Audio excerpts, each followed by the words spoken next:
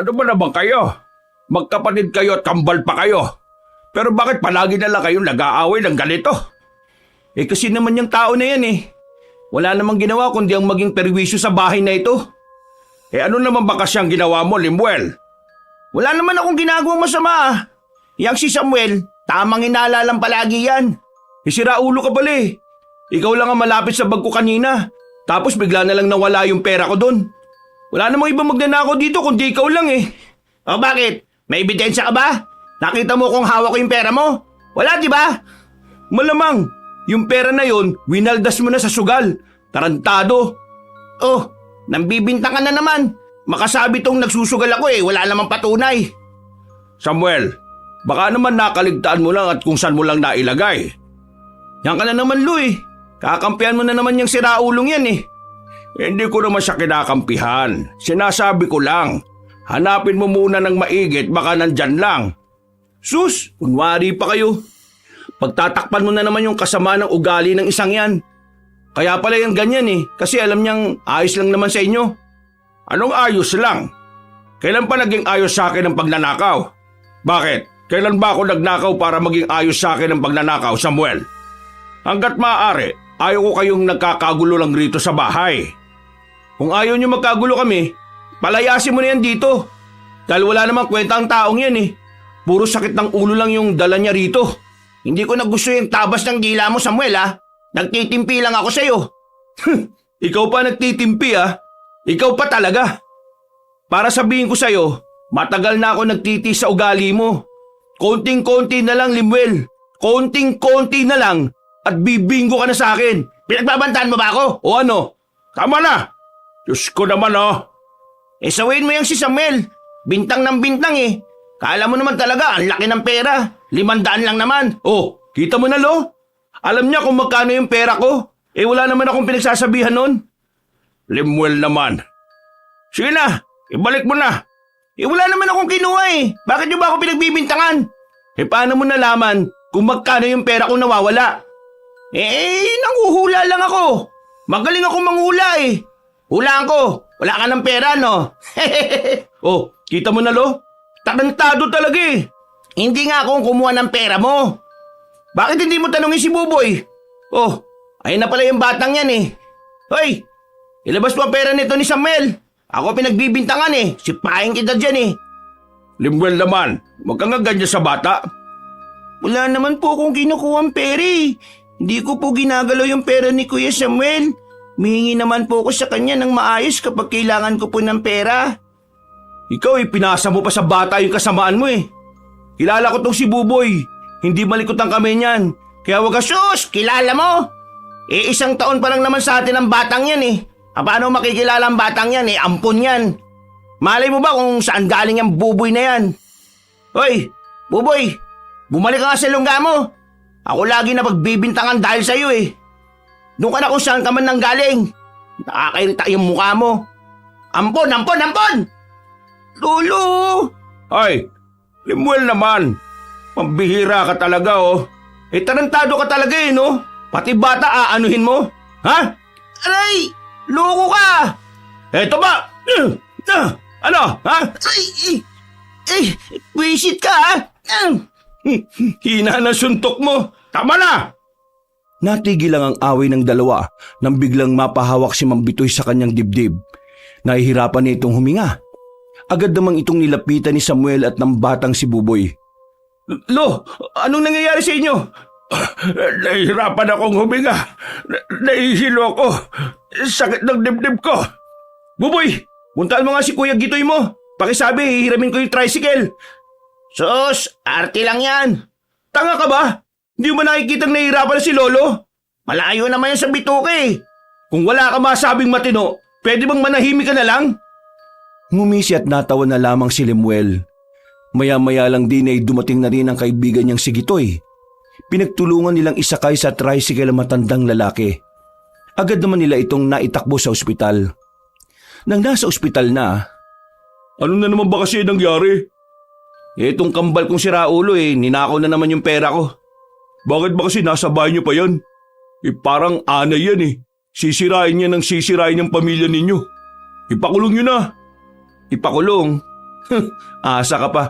Kakampiyan na naman ni Lolo yan. Magmamakaawa na naman si Lolo sa akin na huwag kong ipakulong gaya nung nangyari dati. Kasalanan din naman kasi ng Lolo mo eh. Pinagbigyan niya kasi ng pinagbigyan. O tingnan mo ngayon, pati siya napiperwisyo. Hindi ko na nga rin alam ang gagawin ko eh. Kung hindi nga lang ako naaawa kay Lolo at kay Buboy, baka matagal na akong umalis sa bahay namin eh. Puro sakit ng ulo na lang yun nararanasan ko eh. Naiintindihan ko naman yung nararamdaman mo. Biruin mo, trabaho ka ng trabaho, nakaw naman ng nakaw yung kakambal mo. Ay naku, ewan ko ba? Kahit nasaan ko itago yung pera ko, nakikita pa rin ng siraulo. Kung gusto mong safe ang pera mo, ipatago mo muna sa akin. Wala rin akong tiwala sa iyo eh. Isa ka pang magastos eh. At least, hindi ko pinagsusugal. Bumuntong hininga na lamang si Samuel at saka napasandal na lamang sa gilid.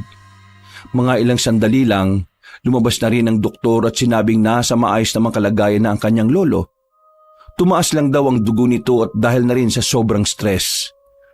Olo, kumusta ang pakiramdam niyo? Ay ayos naman na. Wala namang seryosong nangyari sa akin. Kung kaya nang umuwi, uuwi na tayo. Pero kung hindi pa, i-admit na kita. Admit? Wala naman ako malalang sakit eh. Kailangan ko lang daw magpahinga. Lo, pasensya na kanina. Hindi ko lang napigilan yung sarili ko eh.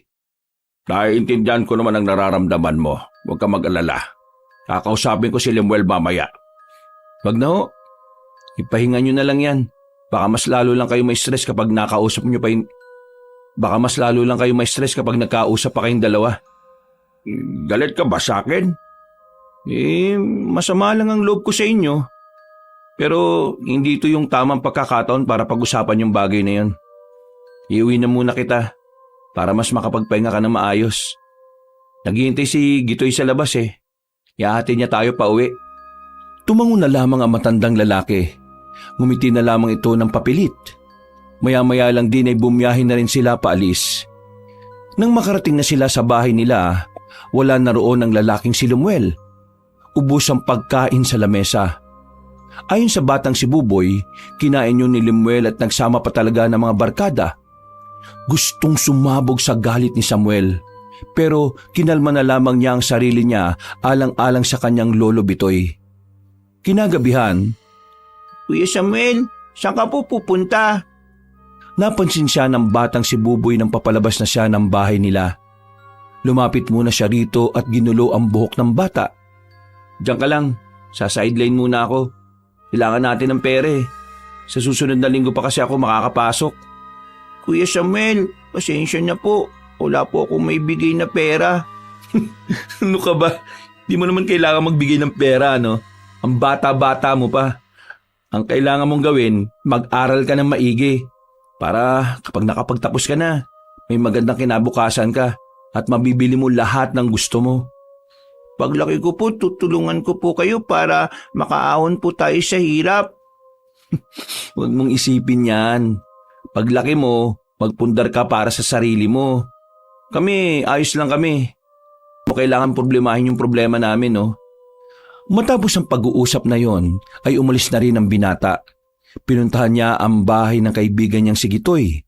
Isasama kasi niya ito sa pinag-e-extrahan nito. Oh, kanina ka pa ba dyan? Hindi naman, mga 10 minuto na siguro. Pasensya ka na ah. Nagtalo pa kasi kami ni Mama at ni Papa eh. Bad trip ngayon si Erpat kaya yan. Hindi ako makakagamit tuloy ng tricycle. Ayos lang ba sa'yo na lakarin na muna natin patungong sakayan? Oo naman. Sanay naman ako maglakad eh. Bawi na lang ako next time. Di na kailangan. Ano ka ba? Para ka naman bago ng bago eh.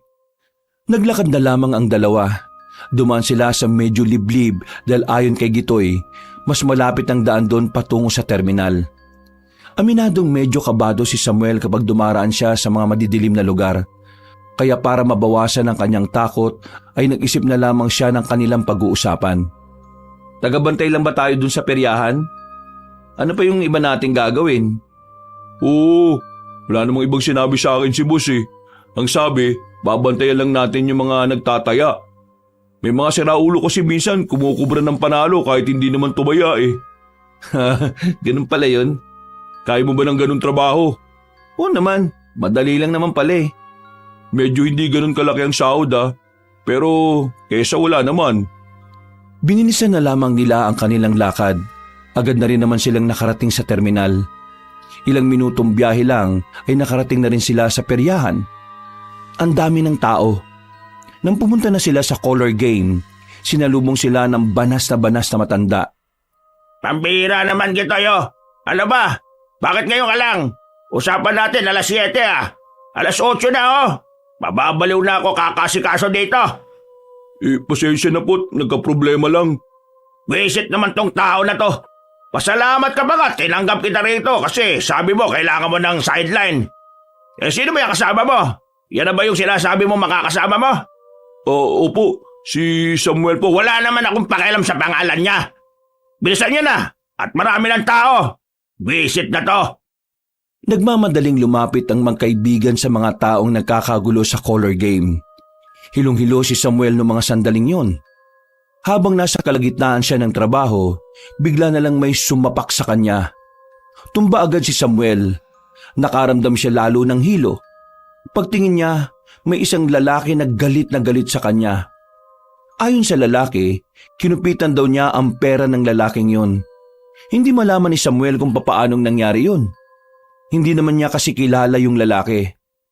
Mabuti na lang ay naawat naman sila kaagad. Mabilis namang umalis ang lalaking sumuntok sa kanya. Wisit naman! Bawin mo na nga yung kaibigan mo! Nagugulo pa itong laro ko eh. Palaway pala yan. Baka mangupit din yan dito Halika na nga muna rito pre. Hinila siya ni Gitoy papunta sa gilid. Napahawak na lamang si Samuel sa labi niya. Pre, kilala mo ba yun? Hindi ko kilala yun. Wala rin ako nakakaaway. Kaya hindi ko nga alam kung... Teka, pareho tayo nang iniisip. Wisit talagang limil yun May ginawa na naman siguro siyang katarantaduhan at ako na naman ang napagbintangan. Baka naman mag-away pa kayo niyan. Kagagaling lang ng ospital ng lolo nyo. Hindi ko na kayang tiisin pre. Nakakapuno na ng pasensya. Sa susunod, magugulat na lang ako. May babaril na sa akin umalma ka nga. Sipin mo na lang ang lolo mo, tsaka si Buboy. Kapag nagsuntukan na naman kayo at nakita ng bata, baka matroma na yung bata, pre.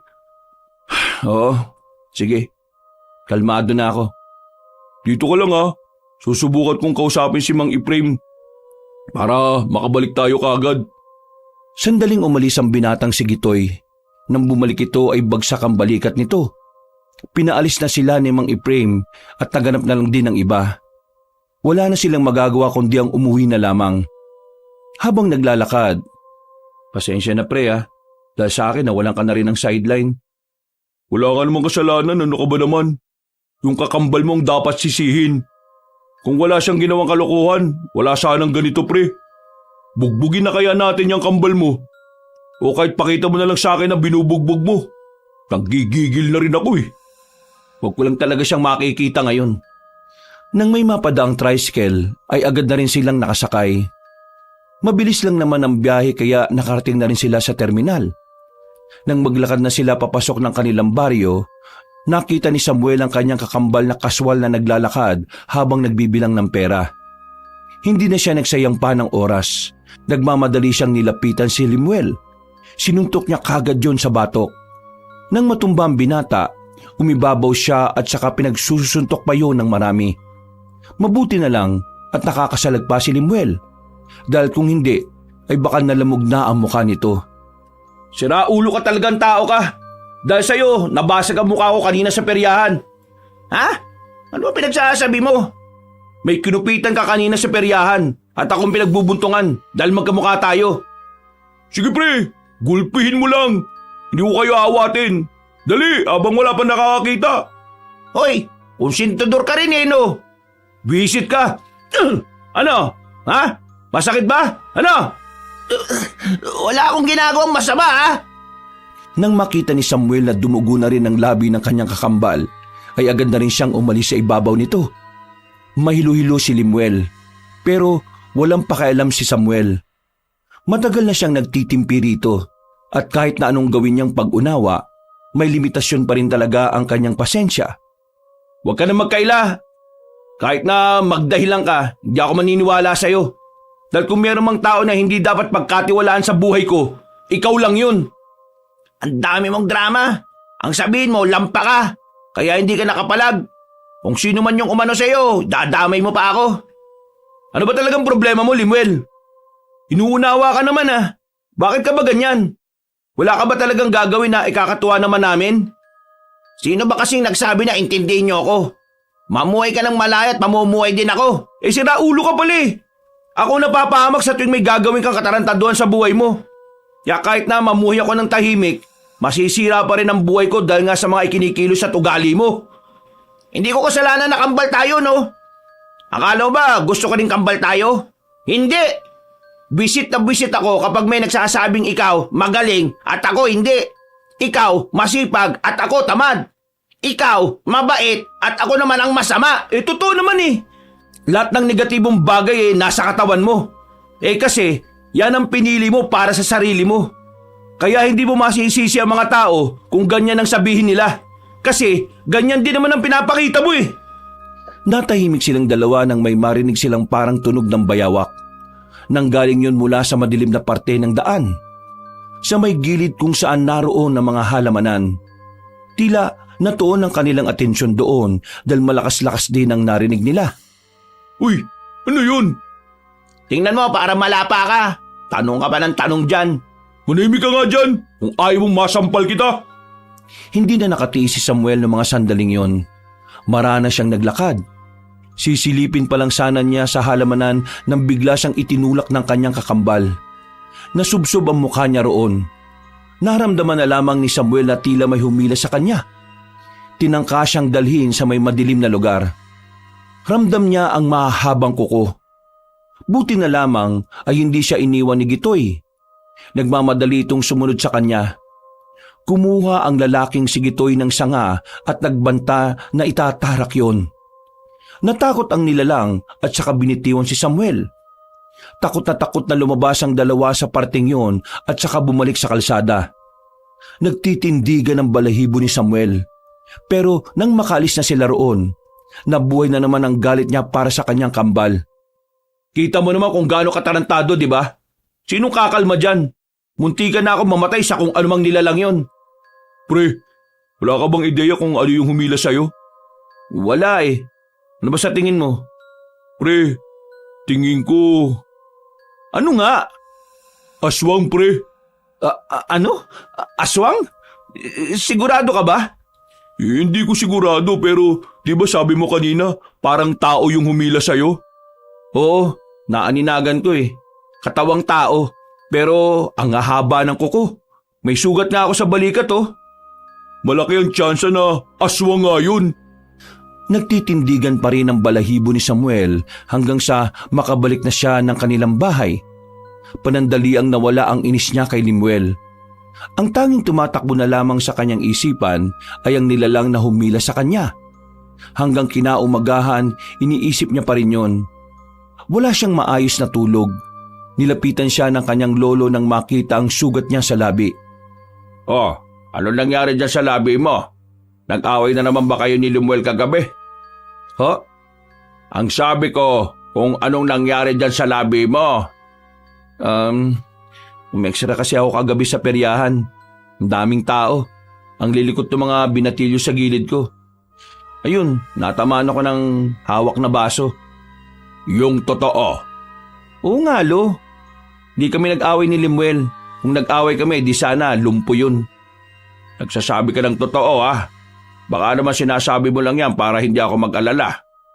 Yun nga ho ang dahilan kung bakit iniiwasan ko nang makaaway si Limuel. Ayoko na kayong may stress. Nagkakasakit ka na dahil sa amin eh. Kasalanan ko rin naman kasi. Pinalaki ko ang ulo ng kapatid mo. Nung una, naisip ko rin yan. Pero napagtanto ko na wala ka naman pala talagang kasalanan eh. Malaki na si Limuel. May sapat na isip na siya para makapag-isip para sa sarili niya. Kung ano man siya ngayon, yun dahil sa mga sarili niyang desisyon. Alam mo, kahit na kailan, napaka-maunawain mo talagang tao. Sige na lo, matutulog na muna ako ha. Gisingin mo na lang ako ng bandang hapon. Oy sige, Mukhang puyat na puyat ka kagabi eh. Napangiti na lamang si Samuel ng mga sandaling yon. Mahimbing ang tulog ni Samuel. Tuloy-tuloy ang tulog niya hanggang sa kusa na nga lang siyang magising bandang 4:00. Paglabas niya ng kanyang silid, walang tao sa bakuran nila. Pati ang lolo niya na kagagaling lang sa sakit, wala rin doon. Lumabas siya ng kanilang bakuran at kaunting lakad lang, nakita niya si Gitoy. May daladalang balde. Alam niyang pupunta yun sa ilog para mag-igib ng tubig. Oh, wala na naman bang tubig? Oo pre, nawala na naman ng tubig. Baka bukas pa raw ng umaga babalik eh. Ay sige, hintayin mo ako, sasabay na ako. Kahit kakagising lang, ay agad na kumuha ng timba si Samuel. Nagmamadali silang makarating ng ilog. Kakaunti pa lang ang taong naroon. Doon tayo sa pinakaunahan. Dito na, parehong tubig lang naman yung nandito at yung nandun eh.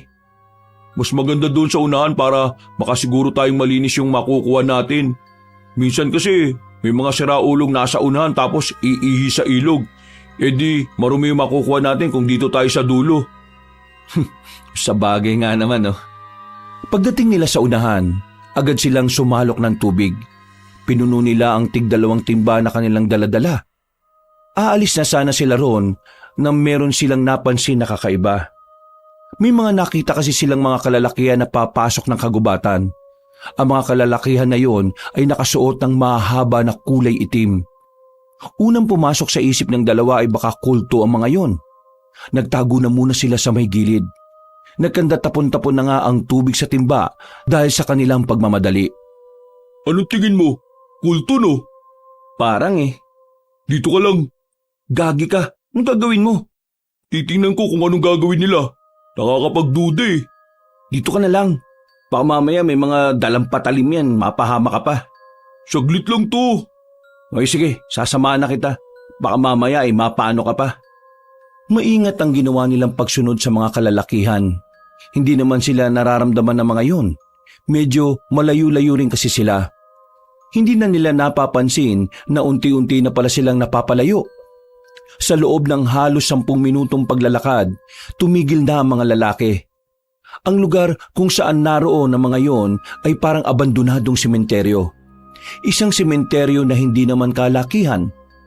Pre, sementeryo to ah. Anong gagawin nila dyan? Gusto mo ba itanong ko? Siraulo ka talaga eh, no? Ilang minuto pa nilang pinagmasdan ng mga misteryosong lalaki. Narinig nilang parang nag-uurasyon ng mga yon. Makalipas lang ang halos 5 minuto, umalis na rin ang mga kalalakihan. Dahil naman sa labis na kuryosidad, naisipan ng dalawa na lumapit mismo sa sementeryo. Pagpasok nila roon, agad nilang nilapitan ang unang puntod. Binasa nila ang nakaukit na pangalan kahit medyo burado na yon. Ang tanging malinaw lamang doon ay ang nakalagay na supremo na mga aswang. Pre, libingan yata ng mga aswang to eh. Kaya nga eh, mukhang kailangan na natin umalis dito. Baka mamaya kung ano pa mangyari sa atin dito. Paalis na sana sila nang mapansin nilang may mga nakaalay na alahas sa harapan ng bawat puntod. Nang tingnan nyo ni Gitoy, nalaman nilang mga ginto ang mga yon. Pero kahit na may pagkakataon sila para kunin yon, hindi na lamang nila ginawa. Natatakot sila na baka balikan sila ng mga aswang sa oras na malaman ng mga yon na may kinuha sila. Nagmamadali silang makaalis doon. Nilisan nila ang abandonadong sementeryo nang walang nakakaalam na nanggaling sila roon. Kabado at tensyonado ang dalawa. Balisa sila nang makabalik na rin sa ilog. Ipagsasabi ba natin yung tungkol doon? Wag! Kapag maraming nakaalam ng libingan na yun, may tuturo na tayo ang nagsabi sa mga tao. Baka hanapin tayo ng mga aswang. Oy sige, ilihim na lang muna natin. Nung umagang yon ay naging tahimik lamang si Samuel. Sa halip na maghahanap sana siya ng sideline habang wala pang regular na trabaho niya, mas pinili na lamang niyang huwag umalis ng bahay. Kahit wala naman siyang ginagawang masama, nababahala siya na baka bigla na lamang may lumapit na aswang sa kanya. Kinagabihan, Lo, hindi pa ba uuwi si Buboy? Mag-aalas 8 na ah. Ihatid naman sila ni paring Nolan dito eh. Siguro mas mabuti pa sunduin ko na. Hindi na, dito ka na lang. Magpapagod ka pa. Nakamotor naman sila eh. Susundin ko na lang po. Malapit lang naman eh. Gagastos pa ng gasolina eh, pwede ko naman lakarin. O siya, sige, ikaw ang bahala. Palabas na sana ng bahay si Samuel na makasalubong niya sa pintuan si Lemuel. Amoy alak ang lalaki. Nakangiti na naman ito na para bang handa na naman mambwisit. Lo, meron akong sasabihin sa'yo. Oh, nakainom ka na naman. Ang mabuti pa matulog ka na. Alam mo ba tong si Samuel? Nakita ko kanina ng hapon, pumasok sila sa kagubatan. Kasama niya si Gitoy. Oh, Samuel? Ano bang ginawa niyo ni Gitoy sa gubat Wala ka na ron. Huwag mo akong kausapin. Bakit? Ayaw mo sabihin. Sikreto, no? Pero uhulaan ko na lang. Siguro nag-a-addict kayong dalawa, no? Baka ikaw ang adik. Tingnan mo nga sarili mo. Ayan na naman kayo eh. O baka naman may ginagawa kayong kababalagan. Sabihin mo nga sa akin, sino ang bading sa inyong dalawa?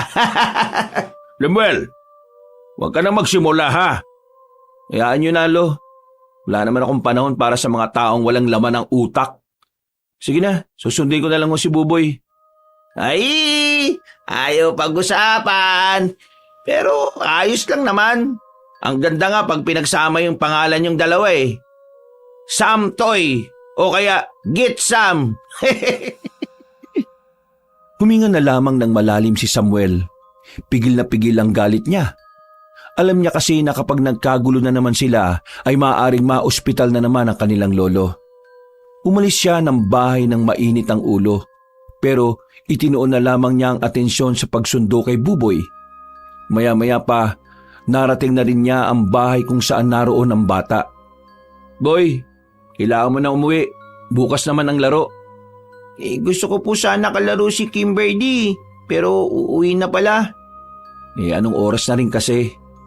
Kuya, hindi po ba tayo sasakay? Hindi na. Wala na masasakyan din eh. Isa pa, malapit lang naman. Kasi sabi po ni Kimberly, meron daw po kasing halimaw na nagpapakita sa daan natin eh. Nako, tinatakot ka lang ni Kimberly para hindi ka umuwi, no? Narinig ko rin po kasi sa tatay at nanay niya. May raw po. Ano? Aswang daw po eh. Alin? Aswang po. Narinig ko po sabi ng papa at mama niya, baka raw po may aswang na rito sa atin. Hindi na nakapagsalita pa ang lalaking si Samuel. Pero aminado siya na nakakaramdam na naman siya ng takot. Kahit na hindi naman malamig ang klima nung oras na yon, ginaw na ginaw ang pakiramdam niya. Binilisan na lamang niya hanggang sa makarating na nga sila sa kanilang bahay. Hindi maiwasan ni Samuel na hindi mabahala.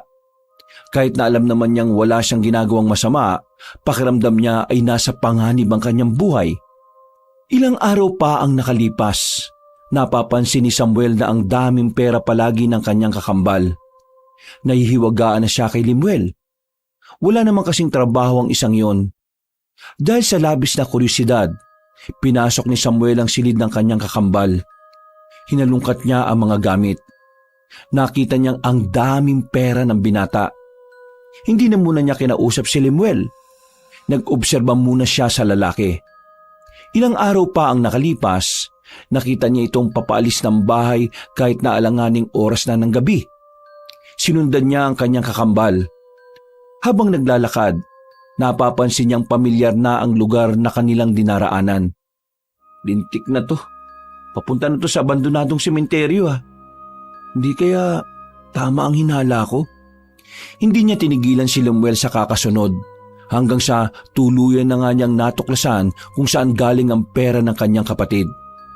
Nakita mismo ng dalawang mga mata niya na binubungkal ni Lemuel ang isang puntod. May daladala pala itong pala.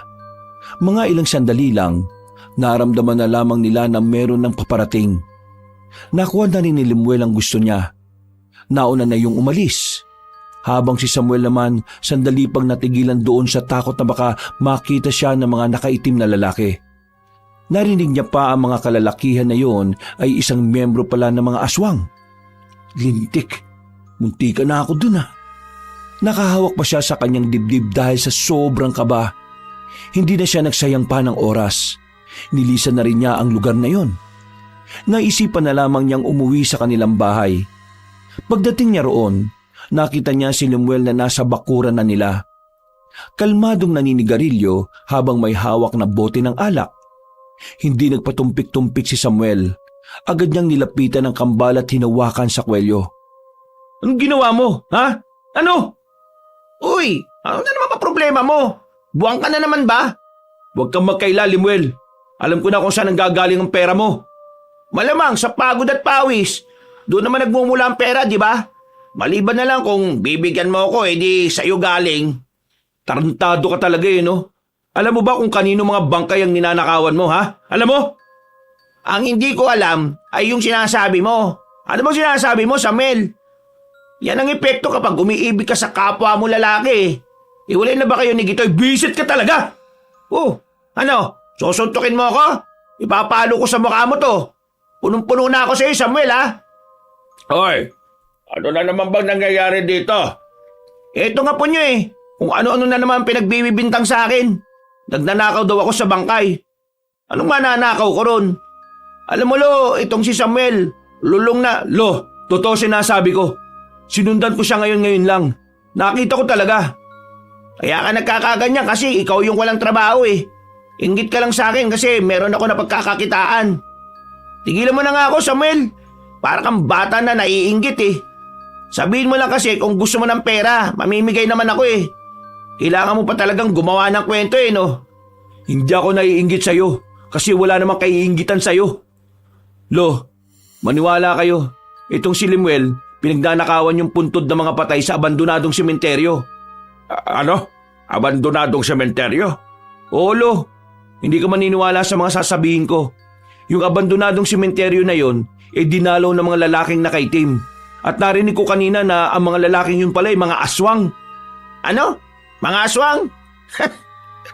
Tingnan mo, Lo. Sira ulo talaga tong apo ninyo no? Paano ko ba naging kakambal to kung maluwag ang tornilyo nito sa ulo? Ibalik mo kung anong kinuha mo. Ano? Ang sabi ko, ibalik mo sa mga bangkay na yon kung ano man ang kinuha mo. Huwag niyong sabihin na naniniwala ka sa taong ito. Totoo sila. Totoo ang aswang. At ang abandonadong sementeryo na yon ay libingan ng mga aswang. Teka, Lo. Alam niyo rin po yun? Oo.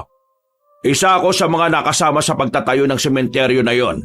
At ang una at huling mga bangkay na inilibing doon ay mga aswang. Nang malaman na aswang ang mga inilibing doon, umalis na kagad kami. Sa pagkakaalam ko, ang mga alahas o ginto na inilalagay nila sa mga puntod ay parte ng kanilang ritual. Naniniwala kasi sila na sa mga mamahaling bagay na kanilang iaalay, mas magiging malakas ang kaluluwa ng mga yumao nilang kamag-anak. At kapag malakas ang kaluluwa, mas madali nilang maibabalik ang buhay. Kalokohan naman itong maglolo na to. Ano ba pinagsasabi niyong dalawa dyan? Aswang-aswang ang potek. Lemuel, ibalik mo sa kanila kung ano ang para sa kanila. Baka malagay sa panganib ang buhay mo niyan. Buti nga sana kung buhay niya lang Paano kung pati ako madamay na naman? Tapos kayo ni Buboy, di ba? Di nag-iisip tong siraulong to Bakit ako mag-iisip? Kayo-kayo lang naman ang nagsasabing may aswang. Hindi totoong aswang, no? Nagpapaniwala kayo dyan. Gawa-gawa lang yan ng mga taong walang pera. Si Lolo na nagsabi, totoong aswang. Mas marunong ka pa wala ka namang alam. Basta, wala akong ninakaw. Wala akong pinuntahang sementeryo. At higit sa lahat, walang aswang. Kaya tigilan nyo na ako sa ganitong usapan, no? Gusto ko mag-relax kasi nakakapagod ang trabaho ko. Pakiusap lang Ayaw ko rin naman ng gulo. Hindi mo ako maloloko, Lemuel. Nakita kita kanina. Ay naku, bahala ka. Ikaw naman yan Hindi naman kita pipilitin kung ayaw mong maniwala. Basta ako, nagsasabi ako ng totoo. Kapag may nangyaring masama sa buhay namin dahil sa kagagawan mo, itong tatandaan mo, mayayari ka sa akin. Naku, nakakatakot naman yan. O na, sabi mo Ikinalma na lamang ni Samuel ang kanyang sarili. Ayaw na rin kasi niya magdulot yun ng stress sa kanilang lolo. Pumasok na lamang si Samuel sa loob ng bahay. Uminom siya ng tubig at bumuntong hininga. Si Lemuel naman ay lumabas na naman ng bahay. Maghahanap na naman ito ng pasugalan na pwedeng pagwaldasan ng pera. Lo, naniniwala ako sa sinasabi mo kanina. Pero bakit ngayon mo lang ito sinabi sa akin? Kasi sa tingin ko hindi naman siya mahalaga. Kasi ang mga aswang naman na yun hindi naman sila nananakit. At saka ayaw ko rin naman na mabuhay kayo sa takot. Pero hindi totoong hindi sila nananakit. Nitong nakaraan, merong nilalang na humila sa akin papunta sa madilim na damuhan. Buti na lang nabawi ako ni Gitoy. Kung hindi, baka nilapa na ako. Sigurado ka bang aswang yon? Hindi ako sigurado. Pero ngayong napatunayan ko na totoo at meron talagang aswang dito sa atin, hindi malabong aswang din yun. Sinabi mo sana kaagad sa akin para naman nakahanap ako ng pangontra sa bayan. Hindi ko na sinabi sa inyo. Kasi alam kong gagastos ka pa para lang sa pangontra. Pero Lo, yung ginawa ni Lemuel, mabigat talagang kasalanan yun. Sa oras na malaman ng mga aswang kung sino yung bumaboy sa mga kamag-anak nila, malalagay talaga sa panganib ang mga buhay natin pare-pareho. Huwag ka mag-alala, akong bahala. Hindi ko kayo pababayaan. Bakit Lo? Anong gagawin nyo? Kung kinakailangan na labanan ko sila, gagawin ko. Hindi mo sila kakayanin Lo. Mababangis sa mga aswang Yun ang pagkakaalam ko Isa pa, wala naman sanang ganito kung pakikinggan lang tayo ni Lemuel. Wala na tayong magagawa kay Lemuel. Ang magagawa na lang natin siya ngayon, paghandaan ang panganib na maaaring dumating sa atin. Isang malalim na paghinga ang ginawa na matanda. Kitang-kita ni Samuel ang pag-aalala base sa reaksyon ni Mang Bitoy. Lumipas pa ang mga araw, naging maayos naman ang kanilang buhay. Payapa at walang aswang na nagpaparamdam. Mas lalo tuloy lumakas ang loob ni Lemuel na paniwalaang hindi naman talaga totoo ang mga nilalang na yun. Magandang hapon sa maglolong naniniwala sa aswang. Nandito na ako, ang nag-iisang matino sa pamamahay na to. Ito, binili ko yan, masarap yan. Di kami nakakain na galing sa'yo kasi alam naman namin kung saan galing ang perang pinambili mo. Ito naman si Ma-Pride. Bahala nga sa buhay mo. Nasaan na ba yung ampon dito? Siya na lang ang kakain nitong pagkain na to. Huwag mong guluhin, natutulog. Lemuel, kailan ka ba talaga titino? Oh, bakit? Matino naman ako Kayo itong wala sa katinuan na naniniwalang may mga aswang. Mabuti pa, huwag nyo na lang akong pansinin.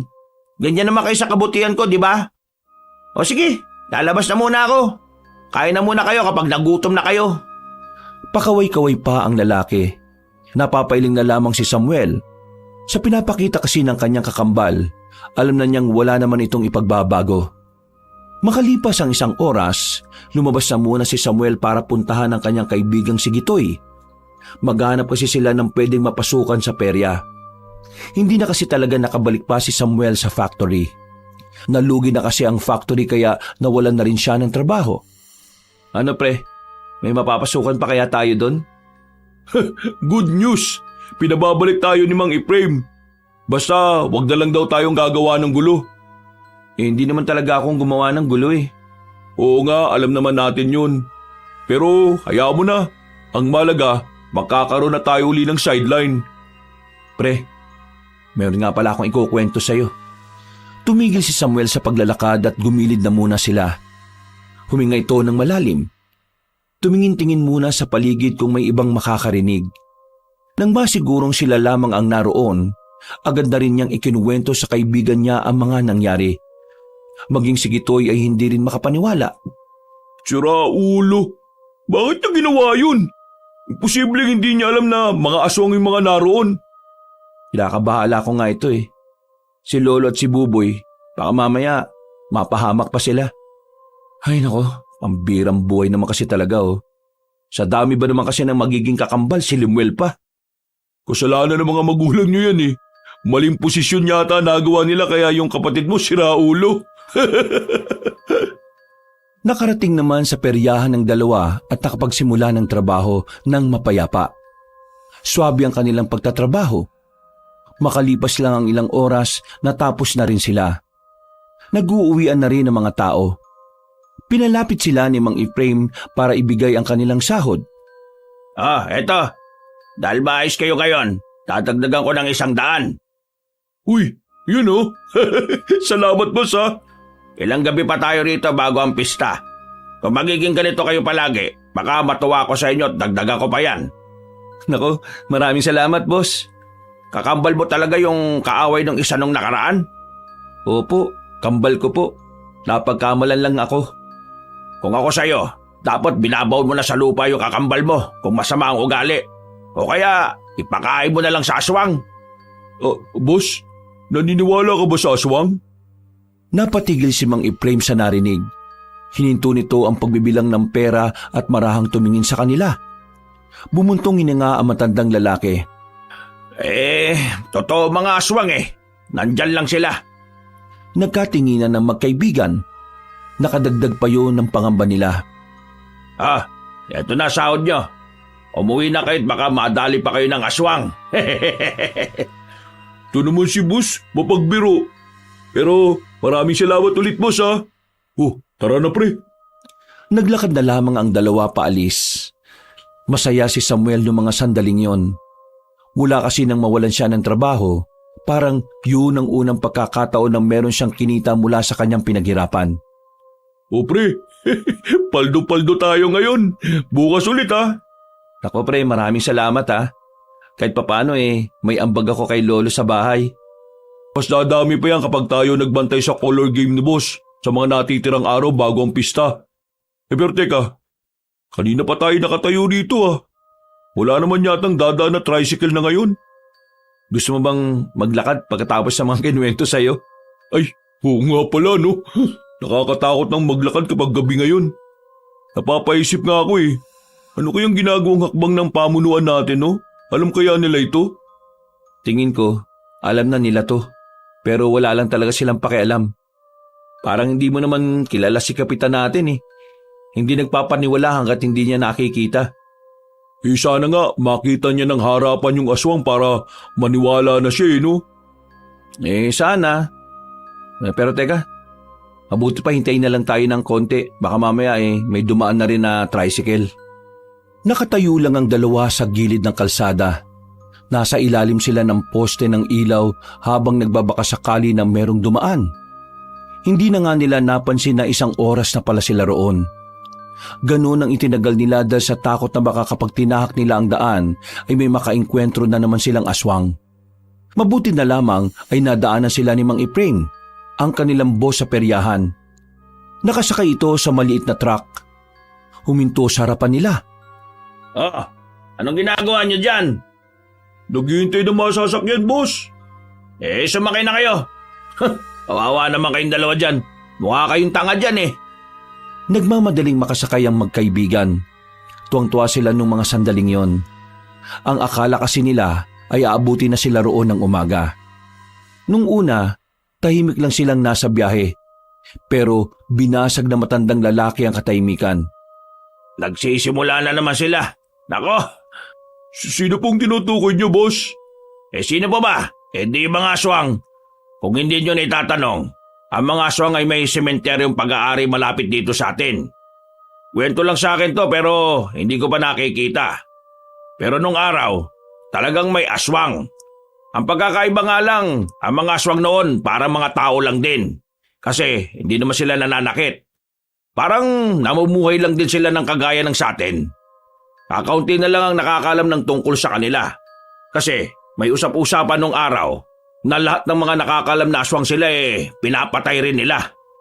Naniniwala po kami sa sinasabi ninyo.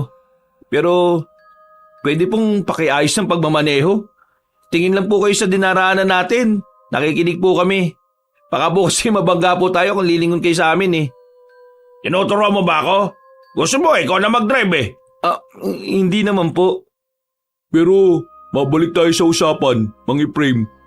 Paano niyo po nasabing nagsisimula na naman sila? May narinig akong kwento-kwento kanina sa peryahan. May dalaga raw na hinila sa damuhan. Buti nakatakas pa. Hapon nung mangyari yun eh. Kaya kitang-kita ng dalaga kung anong klase yung mukha ng nilalang. Kung dati hindi naman sila nananakit, bakit ngayon nananakit na sila? Malamang. Ibang henerasyon na siguro sila ng mga aswang. Hindi na lang nagsalita si Samuel, pero sa loob-loob niya, nabubuhay ang kakaibang kaba. Hindi niya alam kung anong mangyayari sa oras na malaman ng mga nilalang na yon kung ano ang ginagawa ng kanyang kakambal. O pre, bukas na lang ulit ha. Maraming salamat pre. Inaantok na rin kasi ako eh. Sakto ang uwi natin. Nag-appear na lamang silang dalawa at naghiwalay na rin ng landas sa isang kanto. Pagdating ni Samuel, tahimik ang paligid. Tulog na ang mga tao sa loob ng kanilang bahay. Napatingin siya sa paligid nang mapansin niyang nagbagsakan ng mga balde-balde nilang nakapatong lang sa drum. Napailing na lang siya nang akalaing si Lemuel na naman ang gumamit nito. Pumasok siya sa loob. Madaling araw na noon kaya naisip niya na mag-init na muna ng tubig bago matulog. Para paggising ng kanyang lolo ay magkakape na lamang ito. Bubuksan na sana niya ang kanilang kalan sa maliit na kusina sa bakuran pero bigla siyang nakaramdam ng kakaiba sa paligid. Sino yan? Napatanong na lang siya nang mapansin na parang may anino sa likuran ng punong bayabas. Nang wala namang sumagot, hindi niya na muna yung pinansin. Dahil sa mga kakaibang nararamdaman ay agad na muna siyang pumasok sa loob ng kanilang bahay. Sinarado niya ng maigi ang pintuan, pati na rin ang bintana. Pagsilip niya sa labas, nakita niya na parang may mga tao na sa harapan ng kanilang bakuran. Nagbubulungan. Nang makarinig naman siya ng angil, dito na niya nasiguro na noong mga sandaling yon, nasa peligro na ang kaniyang buhay. Kaya naman agad niyang ginising ang kanyang lolo. Nakauwi ka na pala. Bakit ba po? Lo, kailangan na nating umalis. Ha? Bakit naman? Teka, ano bang oras na? Nangyayari na yung kinatatakutan natin. Yung mga aswang, nasa labas. Mukhang nalaman na nila na si Lemuel ang kumuha ng mga alahas nila. Ay, Diyos ko, Ginoo. Ihanda ko na mga dadali nating gamit. Huwag na kayong magdala ng gamit. Balikan na lang natin bukas. Dali na lang yung mga magagaan at importante. Sandali, gigisingin ko na si Buboy. Biglang lumabas ng kwarto ang lalaking si Lemuel. Kakagising lang nito. Pero nagtataka sa pinag-uusapan ng dalawa. Kung si Samuel lang ang tatanungin, hindi na niya isasama ang kakambal niya. Pero hindi pa rin yun matitiis ng kanyang lolo. Lemuel, sumama ka na sa amin. Nandito na yung mga aswang. Nalaman na nilang ginawa mo. Pinagsasabi nyo. Madaling araw pa lang, lakas na ng tama nyo ah. Kung ayaw mo maniwala, sumilip ka sa bintana, siraulo ka. Agad na lumapit si Lemuel sa bintana. Pagtingin niya rito, kahit ito rin ay nagtataka. Nanlalaki ang mga matang binalikan ng kanyang lolo. Lo, sino yung mga yun? Bakit ang hahaba ng mga kuko nila tapos ang papangit na muka? Yun nga sinasabi namin sa'yo. Mga aswang sila. Nandito dahil sa'yo. Napalunok ng laway si Lemuel. Ang dating pilosopo at maangas na pag-uugali ay tila naging seryoso sa mga sandaling yon. Sumama ka na sa amin. Hindi ka pwedeng maiwan mag-isa rito dahil ikaw mismo ang kailangan nila. Hindi. Lalabanan ko yung mga yan. Takot kayo dyan? Hindi mo sila kakayanin. Ako na nagsasabi sa'yo, makinig ka na lang. Huwag na natin pilitin yan. Kung gusto niyang mamatay, edi sige. Basta tayo nila Buboy ang mahalaga. Agad na inasikaso ni Samuel ang batang si Buboy. Sa uli, nagdesisyon na lang din si Lemuel na sumama sa kanila. Dahil nasa harapan ng kanilang bakuran ng mga aswang, dumaan na lamang sila sa bandang likuran. Maingat silang naglakad papunta roon. Ang kaso nga lang, tumunog ang cellphone ni Lemuel kahit hindi pa sila nakakalayo. Dahil sa tunog na yon, napukaw nila ang atensyon ng mga aswang. Sa halip na hindi maalalaman na papalis na sila sa likuran, natunugan tuloy ng mga aswang. Nako, kahit nakilan talaga pahamak ang visit kayo, no? Uy, di ko kasalanan na may cellphone ako. Teka, wala no? Hindi yun ang punto. Pinatay mo na sana muna. Wag na kayong mag-away. Nasa alanganin na nga buhay natin nag-aaway pa kayo. Lolo, nakikita ko na po sila. Nakasunod na po sila sa atin. Lalo silang kinabahan nang makitang binubuntutan na sila ng mga aswang. Hindi nila alam kung saan sila patungo ng mga sandaling yon. Ang alam lang nila ay kailangan nilang malagpasan ng gubat na kanilang dinaraanan para makarating sa terminal. na kung saan ay inaasahan nilang maraming tao. Pero hindi umaayon sa kanila ang sitwasyon. Sa halip na makarating sila ay lalo pa yata silang napalayo. Lo, saan na ba to? Mukhang naiba ang direksyon natin, Diyos ko. Diretsyon nyo na lang yan. Lo, kaya mo bang buhatin si Buboy? Ako nang hahawak ng itak. Sige, kaya ko naman. Ipinasa ni Samuel ang bata sa matanda. Habang tumatakbo sila, palingon-lingon pa ang binata sa likuran. Maigpit ang hawak niya sa itak. Sa mga naririnig nilang angel na dinig sa kagubatan, tila mas lalong nasisilip ni Samuel ang nakaabang na kapahamakan. Pero kahit na binabalot na ng takot ang kanyang buong sistema, sinisikap niyang maging matapang. Dahil alam niyang siya lang naman ang aasahan ni Mang Bitoy at Buboy. Visit naman tong mga to, ang babagal. Manahimik ka nga. Sarili mo lang naman kasi ang dala mo eh. Sus, mahihinang nila lang. Sa kakatakbo nila, narinig na rin nila ang hampas ng tubig sa dalampasigan. Ang pag-asa na lamang nila ay ang mga bangkero na naroon. Madaling-madali silang tumakbo. Natanaw nila na merong bangkero na naroon. Isa na lang din ang bangka na maaring magamit dahil madaling araw na yon. Lalapit na sana sila pero natigilan sila nang marinig na may malakas na angil malapit sa kinalalagyan nila. Teka, magtago na muna tayo. Palagpasin na muna natin. Walang mag-iingay. Umupo na muna sila sa gilid. Habang hinihintay nilang makalagpas ang aswang, bigla na lamang tumakbo si Lemuel patungo sa dalampasigan. Nauna na itong lumapit sa bangkero. At kahit na gusto mang sumunod nila Samuel, hindi nila magawa dahil sumaktong may iba pang aswang na nasa harapan ng pinagtataguan nila. Gigil na gigil si Samuel sa kanyang kakambal nang makitang sumakay ito ng bangka nang hindi man lang sila hinihintay. Nakita niya pang kumaway ito sa kanila bago tuluyang umalis ang bangkang sinasakyan nito. Gustong magwala ni Samuel sa galit pero hindi pwede. Anumang kaunting ingay na magawa nila, siguradong maririnig ng mga aswang. Makalipas lang ang halos 5 minuto, nawala na rin ang mga aswang. Saka lamang silang nakapunta sa dalampasigan. Pero sa kasamaang palad, wala ng bangka ang pwedeng masakyan nila. Nakita niyo ba kung gaano katarantado yung apo mong lagi mong pinagbibigyan? Iniwan niya tayo, kahit na alam niyang mapapahamak tayo. Wala siyang pakialam sa atin. Kuya Samuel, huwag mo naman pungawain si Lolo. Nakakainis kasi yung siraulong yun eh. Bakit ba ganun kasama ugali niya? Kailan ba siya magkakaroon ng pakialam sa atin? Buwisit talagang taong yun oh. Wala namang magagawa ang galit natin. Ang mabuti pa, humanap na lang tayo ng ibang paraan. Naglakad-lakad sila sa dalampasigan hanggang sa marating na nila ang kabahayan.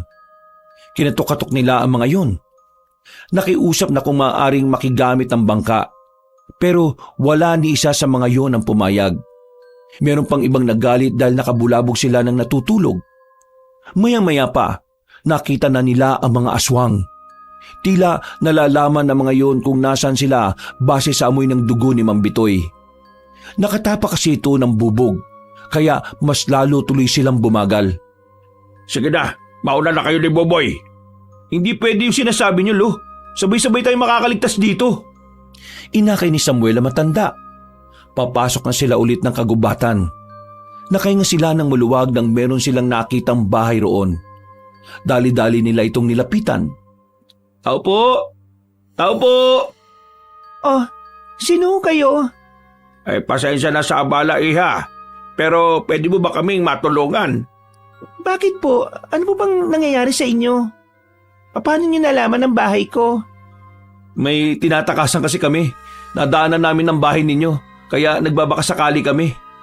Anong tinatakasan niyo? Mga aswang. Kaya pakiusap kung pwede lang papasukin niyo muna kami. Kapag nakita nila kami, baka hindi na kami makaligtas. Sige. Pasok kayo. Bakas din sa mukha ng babae ang pag-aalala na kahit hindi naman nila ito kilala, ramdam ni Samuel ang malasakit nito.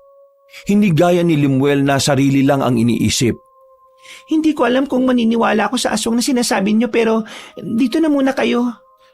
Pasensya na pero may panggamot ba kayo sa sugat? Kailangan kasing matigil yung pagdurugo ng sugat ni Lolo eh. Sige meron. Sandali lang. Kahit na papaano, nakahinga na rin ng maluwag si Samuel. Maya-maya lang ay nagamot na rin naman niya ang paa ni Mang Bitoy. Napigilan na rin ang pagdurugo nito. Nako, maraming salamat talaga, Iha ha. Kung hindi dahil sa iyo, baka namatay na kami. Wala po yun. Pasensya na rin po kayo sa reaksyon ko kanina. Nagulat lang talaga ako. Ito kasi yung unang pagkakataon na may nagpunta rito para humingi ng tulong eh. Hindi ka ba natatakot dito sa gubat? Mag-isa lang tong bahay na nandito sa gubat. Natatakot din. Lalo na't mag-isa lang naman ako rito. Pero kasi hindi ko magawang abandonahin ang bahay na ito eh. Pamana kasi sa akin to ng lola ko nung nabubuhay pa siya. Noon daw kasi maraming bahay rito. Pero nung tubagal, ito na lang ang natira. Ano nga bang pangalan mo? Leonora po ang pangalan ko. Ako naman si Mang Bitoy. Ito naman si Samuel at ito naman bata ay si Buboy. Nakakatuwa na sa ganitong paraan tayo nagkakilala. Pero sana maging komportable kayo rito ngayon. Huwag ka mag-alala. Bukas ng umaga aalis din naman kagad kami. Kailangan lang namin masiguro na wala nang aswang sa paligid. Ano ba talaga ang mga aswang na yan? Mga mababangis silang nilalang. Pumapatay at kumakain sila ng tao eh. Bakit nila kayo hinahabol? May siraulo kasi akong kambal na may ginawang masama sa kanila. Ngayon, damay-damay na kami. Noong mga sandaling yun ay gumaan na rin ang pakiramdam ni Samuel kahit na papaano. Nahihiyaman sila sa babae ay kinailangan na lang din nilang kapalan ng kanilang muka. Kaligtasan nila ang nakataya roon kaya wala na silang pakialam sa kahihiyan. Kalahating oras na lang, sasapit na ang 5:00 na madaling araw. Hindi makatulog ang binatang si Samuel habang ang kanyang lola naman at si Buboy nakaidlip na sa papag. Ang tanging gising na lamang sa oras na yon ay ang babae at siya. Samuel, pwede mo ba akong tulungan magsibak ng kahoy? Siguro naman wala na mga aswang kasi malapit na mag-umaga. Oo sige. Wala namang problema. Lumabas silang dalawa. Hinanap nila ang palakol pero wala silang makita. Yung itak ko na lang, nasa loob pala. Ako na ang kukuha, dito ka na lang. Ngumiti na lamang sa kanya ang babaeng si Leonora at naglakad na rin papasok ng bahay. Mga 1 minuto lang, narinig niyang may malakas na kumalabog sa loob. Kasunod nito ay ang boses ng kanyang lolo Bitoy na sumisigaw. Samuel! Nagmamadaling pumasok si Samuel sa bahay. Nadatnan niyang yakap-yakap ni Mang Bitoy ang babae. Napansin din niyang halimaw na ang itsura ni Leonora. Habang si Mang Bitoy naman ay bumpuwersang pinipigilan si Leonora wag lamang makalapit sa bata. Hindi nito pinakakawalan sa yakap ang babae.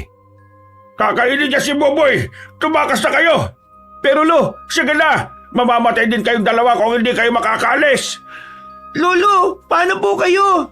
Sige na! Hanggat kaya ko pang higpitan ang yakap na to sa kanya! Naiiyak na lamang si Samuel nang kunin niya ang batang lalaki. Kahit labag sa kanyang kalooban na iwan ng kanyang lolo, kailangan niya yung gawin para makaligtas sila at para hindi rin masayang ang sakripisyo na ginawa nito. Habang papalayo sila, narinig pa niyang sumisigaw ang kanyang lolo. Parang dinudurog ang kanyang puso. Hindi niya mapigilan ang kanyang mga luha. Iyak lang siya ng iyak. Sa bilis ng kanyang takbo, agad silang nakalayo sa bahay na yon. Inabot na sila ng umaga. Nakahinga na rin ng maluwag si Samuel nang may makita na siyang ibang tao na naglalakad. Tulala ang binata, habang si Buboy naman ay nakahawak lang sa kanyang kamay. Kuya, kawawa naman po si Lolo. Balikan po natin si Lolo. Ayoko pong mawala si Lolo.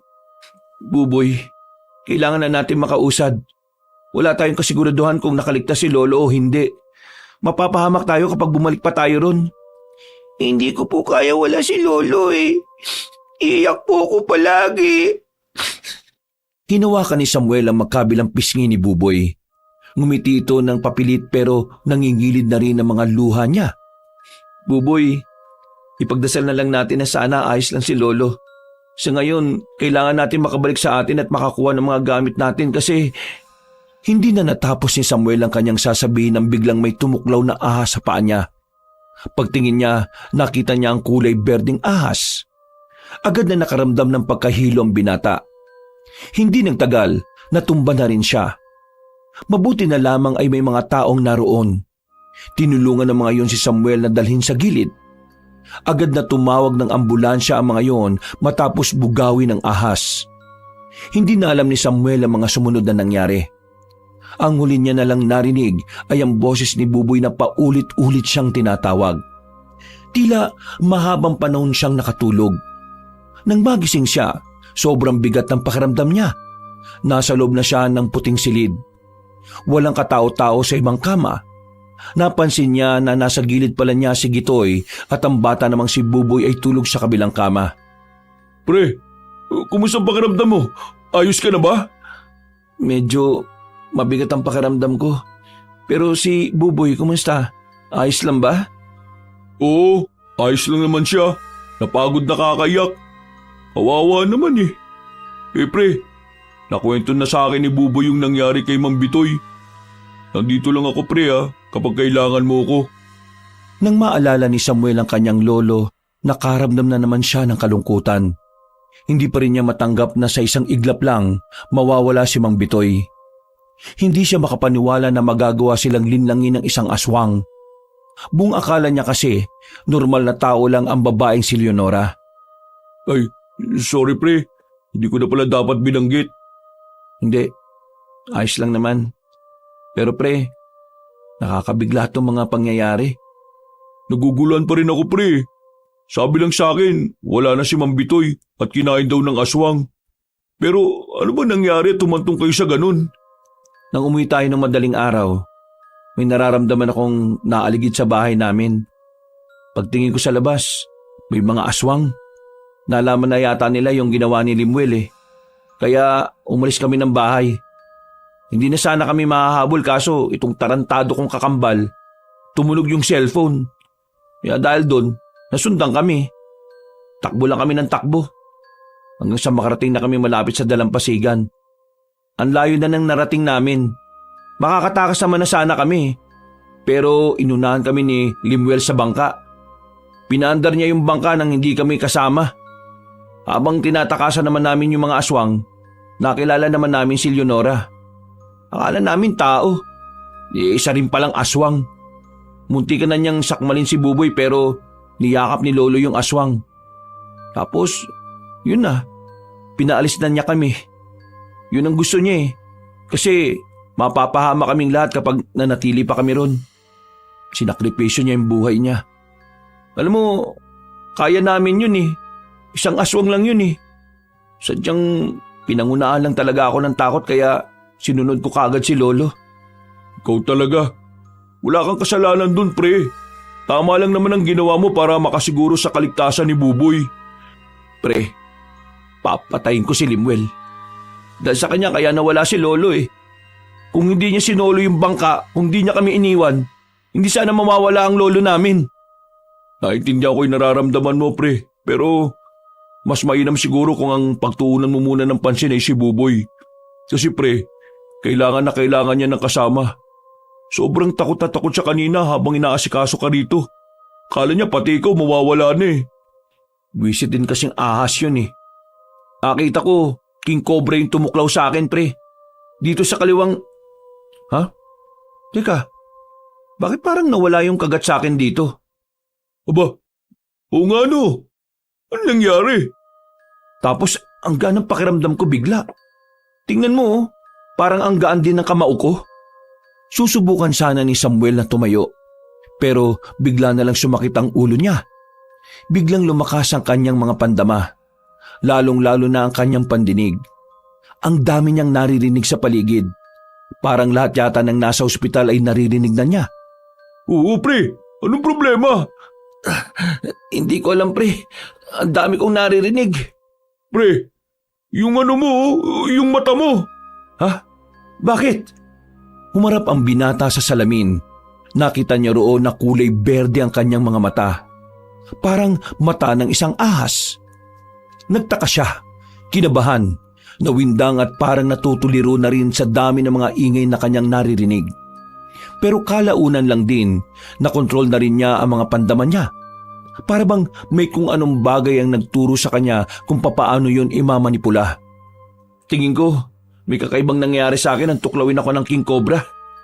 Ibig mo sabihin, Magiging ahas ka na rin? Hindi. Pero may misteryosong nangyayari sa akin. Ang lakas ng pandinig ko at pakiramdam ko. At sobrang gaan ng katawan ko. Matatawag ba natin tong blessing in the sky? Anong blessing in the sky? Blessing in disguise? Siguro nga pero hindi ko sigurado. Kung sakali mang ganun, magagamit ko to para tapatan ng mga aswang. Ipagiganti ko si Lolo. Kukunin kong hustisya para sa kanya. Huminga ng malalim si Samuel. Maya-maya lamang lumabas na rin siya ng ospital. Parang walang nangyari sa katawan niya. Malakas na siya ulit. Mas lumiksi pa nga. May mga nararamdaman siya sa katawan niya na hindi naman niya nararamdaman noon.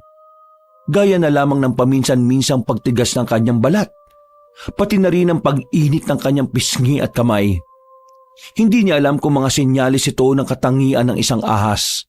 Pero pakiramdam niya, hindi na magiging normal ang katawan niya na gaya ng dati. Pre, kung doon muna kaya tayo sa tiyahin ko. Sabi mo, delikado kayo sa inyo eh. Ang totoo niya, naisip ko rin yan. Pero hindi ako kasama. Itong si Buboy lang siguro muna. Total, paborito naman siya ng tiyahin mo, di ba? At paborito naman siya ni Buboy. Naku, matutuwa si Tiya niyan. Kuya Samuel, saan ka naman po pupunta? Baka po may mangyaring masama sa inyo eh. Buboy, may kailangan lang akong asikasuhin. Kailangan ko itong gawin para sa ikatatahimik ng buhay natin. Kakalabanin niyo po ba yung aswang na kumain kay Lolo? Basta, doon ka na muna kay Aling Emma ha. Mas ligtas ka ron. Hindi ka pwedeng nakadikit sa akin. Kasi, kamukha ko ang Kuya Limuel mo. Iisipin nila na iisa kami. At baka pati ikaw madamay. Basta po, wag po kayo mapapahamak ha. Wala na po akong kuya kapag nawala kayo. Wala nang matitira sa akin. Pangako yan, Buboy. Babalikan kita kapag ayos na ang lahat.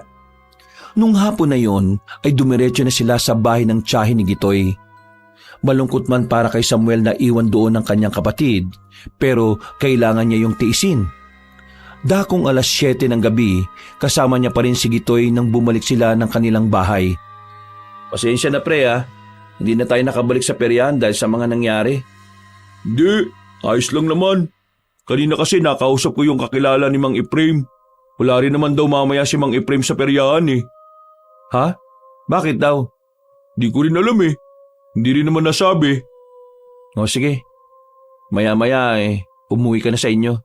Baka mamaya bumalik ang mga aswang dito, madamay ka pa. Ang totoo niyan pre, gusto ko madamay. Ha? Pinagsasabi mo? Gusto kitang samahan sa laban mo pre. Pre, tahimik ang buhay mo. Madalas ka lang talakan ng nanay mo pero at least safe ang pamilya mo. Baka madamay lang kayo eh. Hindi ko pa ba nasasabi?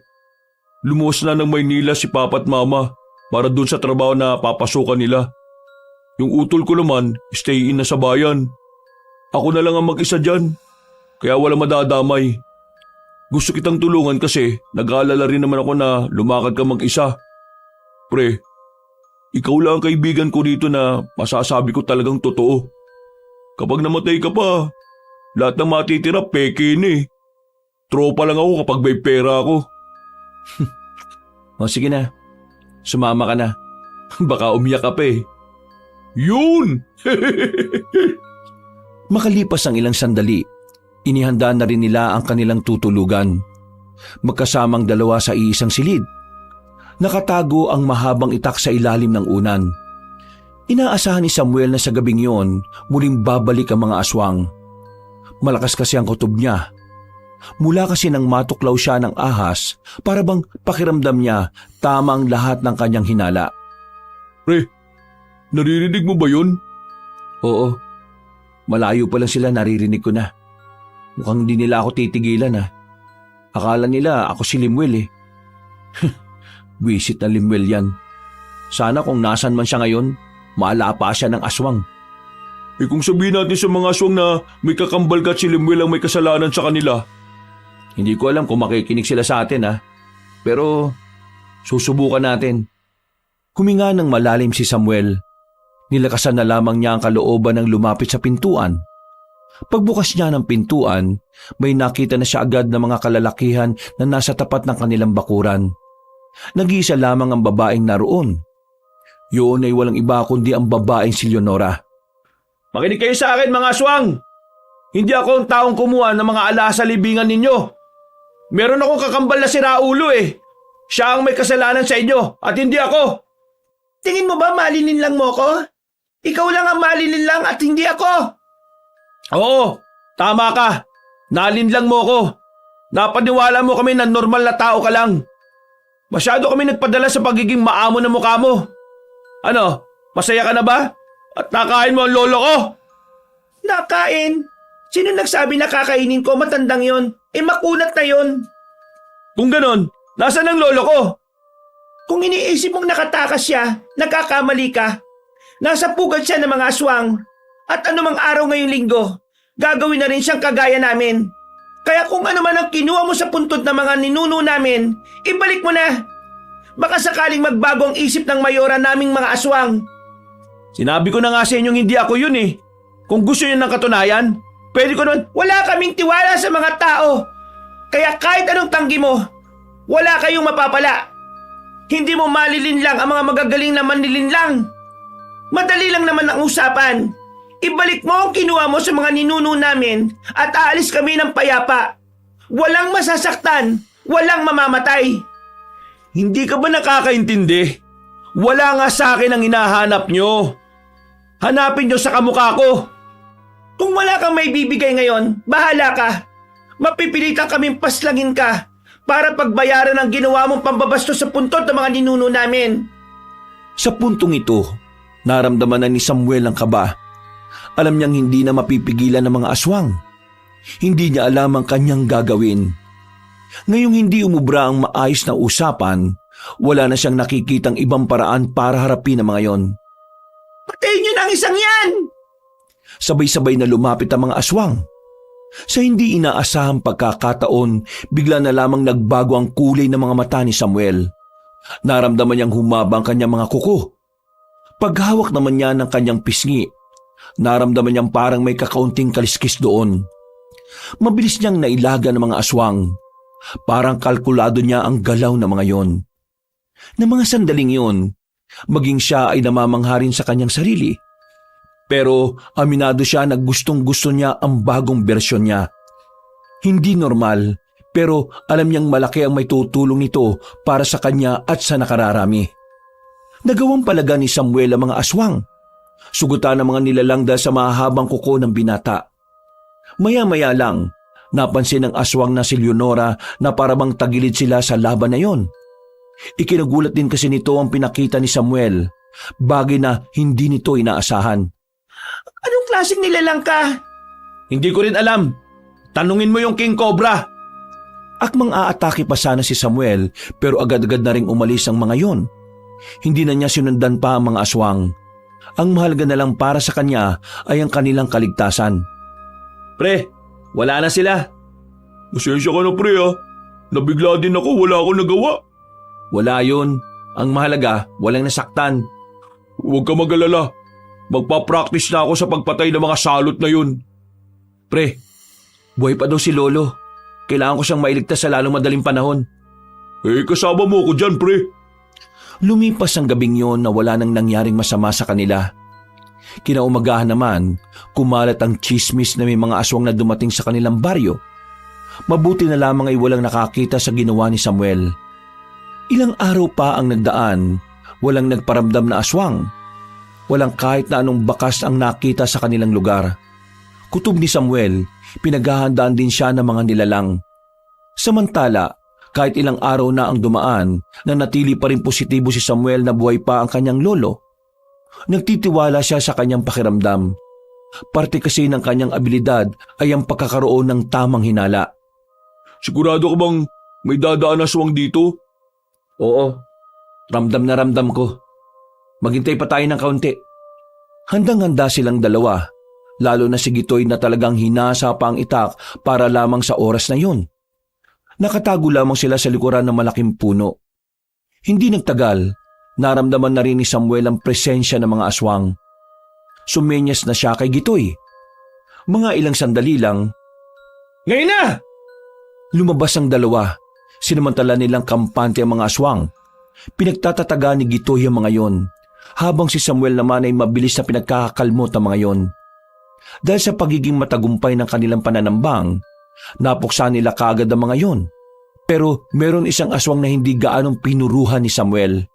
Kailangan niya kasing malaman kung nasaan ang kuta ng mga aswang. Nasabi naman ng lalaking aswang ang direksyon kung paano makakarating doon. Kaso hindi na nila yun natanong pa ng ibang bagay nang bigla na itong mamatay at bumula ang bibig. Pati na rin ang ibang aswang na kinalmot ni Samuel. Bumula rin ang bibig at nagkulay ubi ang labi. Pre, mukhang may kamandag yata yung kuko mo ah. Angas pre, sobrang angas mo. Hindi ko nakala na magkakaroon ako ng kaibigan na kagaya mo. Hindi pa tayo tapos magdiwang pre. Nagsisimula pa lang. Wag muna tayo magdiwang pre. Nagsisimula pa lang tayo. Kaya mo pa ba? Bakit? Ngayon din, pupuntahan natin yung sinasabi nitong aswang na to. Tumango na lamang si Gitoy.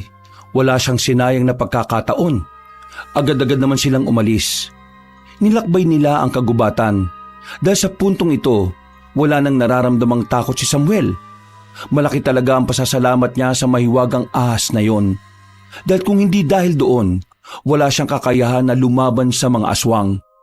Mukhang itinadhanang siya ang napili ng King Cobra para mabigyan ng mutya, para mabigyan ng kapangyarihan. Pre, ano sa tingin mo ang aabutan natin? Hinala ko, maraming kasabay si Lolo. Na tulad niya, gagawin ding aswang. Mukhang totoo nga yung sinasabi ni Mang Efraim na nagsisimula na silang maghari sa probinsyang ito.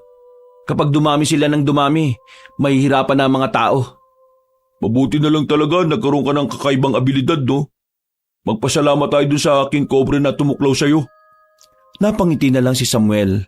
Pero maya-maya lang, nawala na rin ang ngiti nila nang maramdaman na naman niya ang mga aswang. Pero sa pagkakataong ito, mukhang mahihirapan na sila. Ayon sa pakiramdam ni Samuel, mas matataas na uri ng mga aswang na ang kanilang makakalaban. Kaya naman tumigil na muna sila sa gilid. Pinahaba ni Samuel ang kanyang kuko bilang paghahanda sa nalalapit na laban. Ako na munang lalabas ha. Humanap ka ng pagkakataon para makaatake. Susubukan ko muna silang bawasan. Sige pre, copy. Naganap ng tamang tiyempo si Samuel. Inalam na muna niya kung anong klase ng mga aswang ang makakalaban niya. Nang makita na niya ang mga yon, napagtanto niya na mga matataas na uri ng tiktik pala mga yon. Aminadong nagkaroon na naman siya ng kaunting kaba. Pero nawala ang kabang yon nang lumabas na siya at harapin ang mga aswang. Hindi pangkaraniwan ang kanyang bilis. Kahit na maliliksi din ang mga tiktik, nagagawa niya itong iwasan. Pero sadyang may ilan sa mga yon ang matatalino. Hindi niya alam na meron palang mga nakaabang lang sa dilim at kumukuha ng tamang pagkakataon. Nagulat na lamang siya nang masugatan na siya ng 2 tiktik. Isa sa hita at isa naman sa likod. Pero hindi niya yun ininda. Mas lalo lang binilisan ni Samuel ang pakikipaglaban. Kahit na ilang araw lang din niyang sinanay ang sarili, hindi yun naging hadlang. Sa katunayan, tila ba matagal na rin niyang ginagawa ang pakikipaglaban sa mga aswang. Para bang biyasa na siya sa ganitong larangan. Naalarma si Samuel nang makita niyang inaatake na rin ng mga aswang ang kanyang kaibigan. Pero napanatag ang kanyang kalooban nang makitang kinakaya ni Gitoy na labanan ng mga yon. Ayos ka pre ah! Ang galing mo! Naman! Pinag-aralan ko kaya to. Oh, sa likod mo! Hinila ni Samuel ang kanyang kaibigan nang may matira pa palang isang aswang. Agad na kinalmot ni Samuel ang aswang na yon. Maya-maya pa, bumula na lang bigla ang bibig nito. Tapos na tayo dito.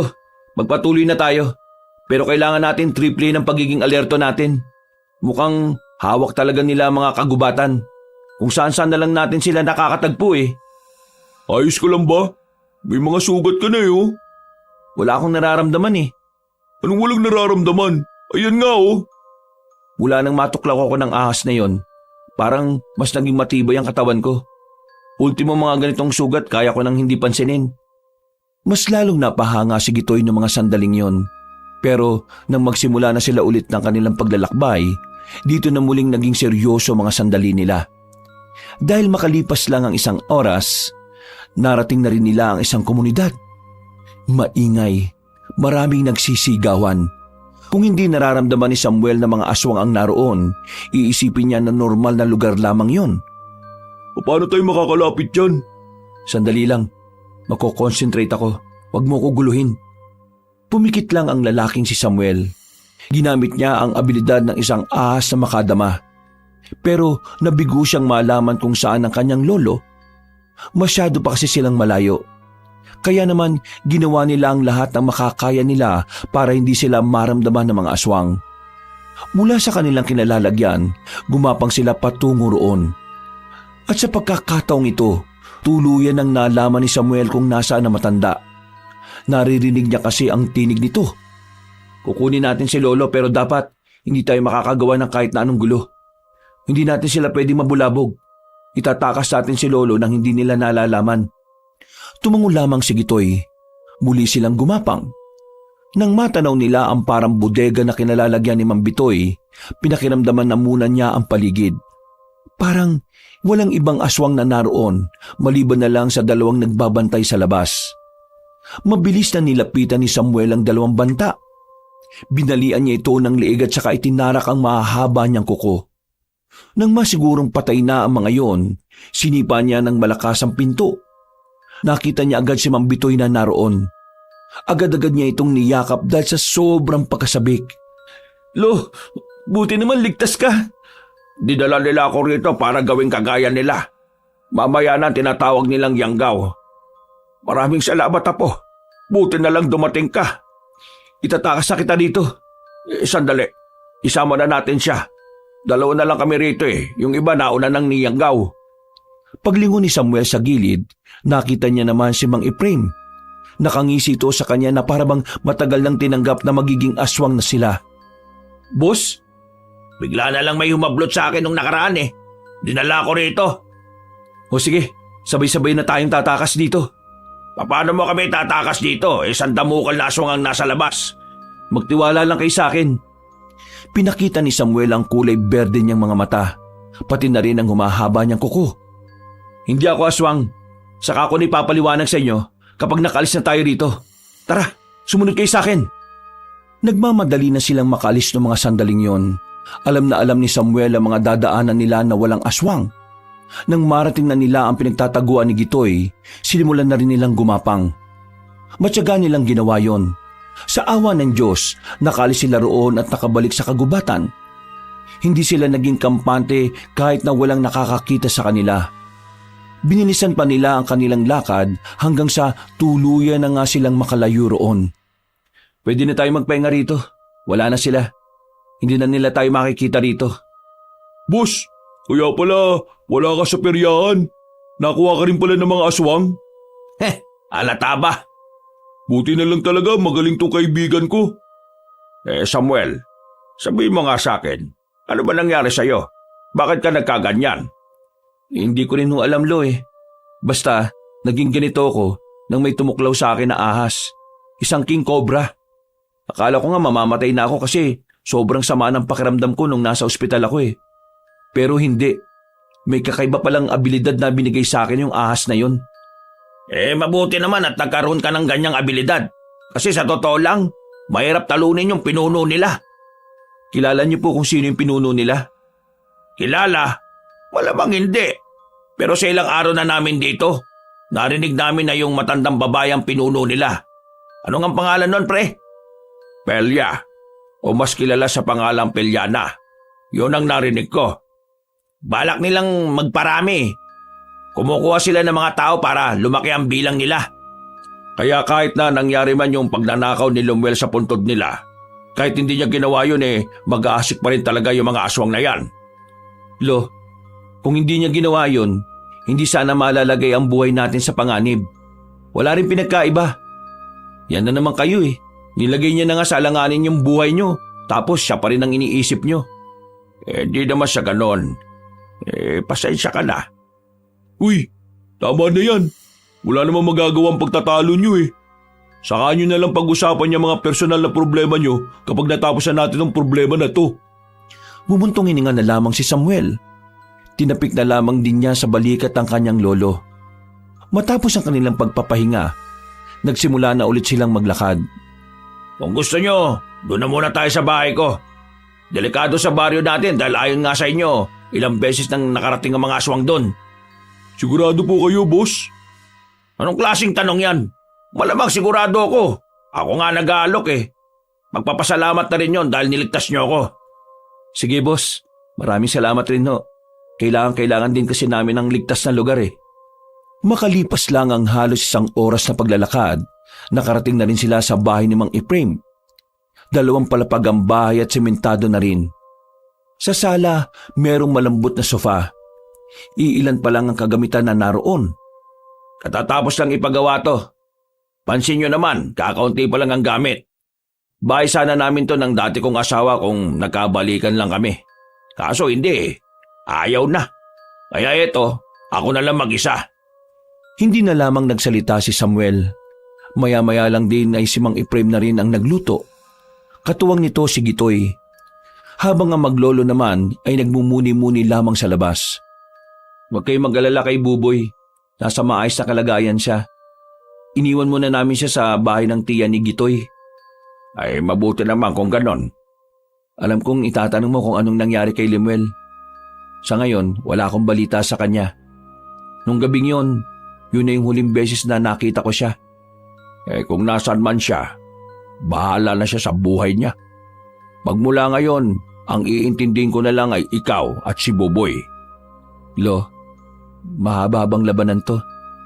Kahit na may kakayan ako na labanan ng mga aswang, hindi ko pa rin sigurado kung kailan ko sila matatalo. Kaya sa oras na magsimula ang laban, gusto ko nasa ligtas kayong lugar ni Buboy. Huwag ka mag-alala. Ako nang bahala kay Buboy. Basta ipangako mo lang sa akin na makakabalik ka. Na magsasama-sama ulit tayo. Opo, Lo. Pinapangako ko po yan. Niyakap na lamang ni Samuel ang kanyang lolo. At pagkatapos ng kanilang usapan, sabay-sabay na rin silang kumain. Umaga na nang dalawin ng antok si Samuel. Nagpahinga na muna sila roon. Hapon na nang magising si Samuel. Paglabas niya ng kwarto, nasa bakuran ng 3 na tila kanina pa rin siya hinihintay.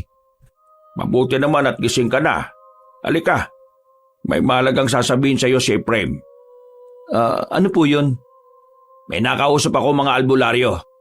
Ang totoo niyan, hindi ko naman sila kilala. Pero tingin ko kasi makakatulong sila sa inyo. Kinuwento ko sa kanila yung mga nangyari.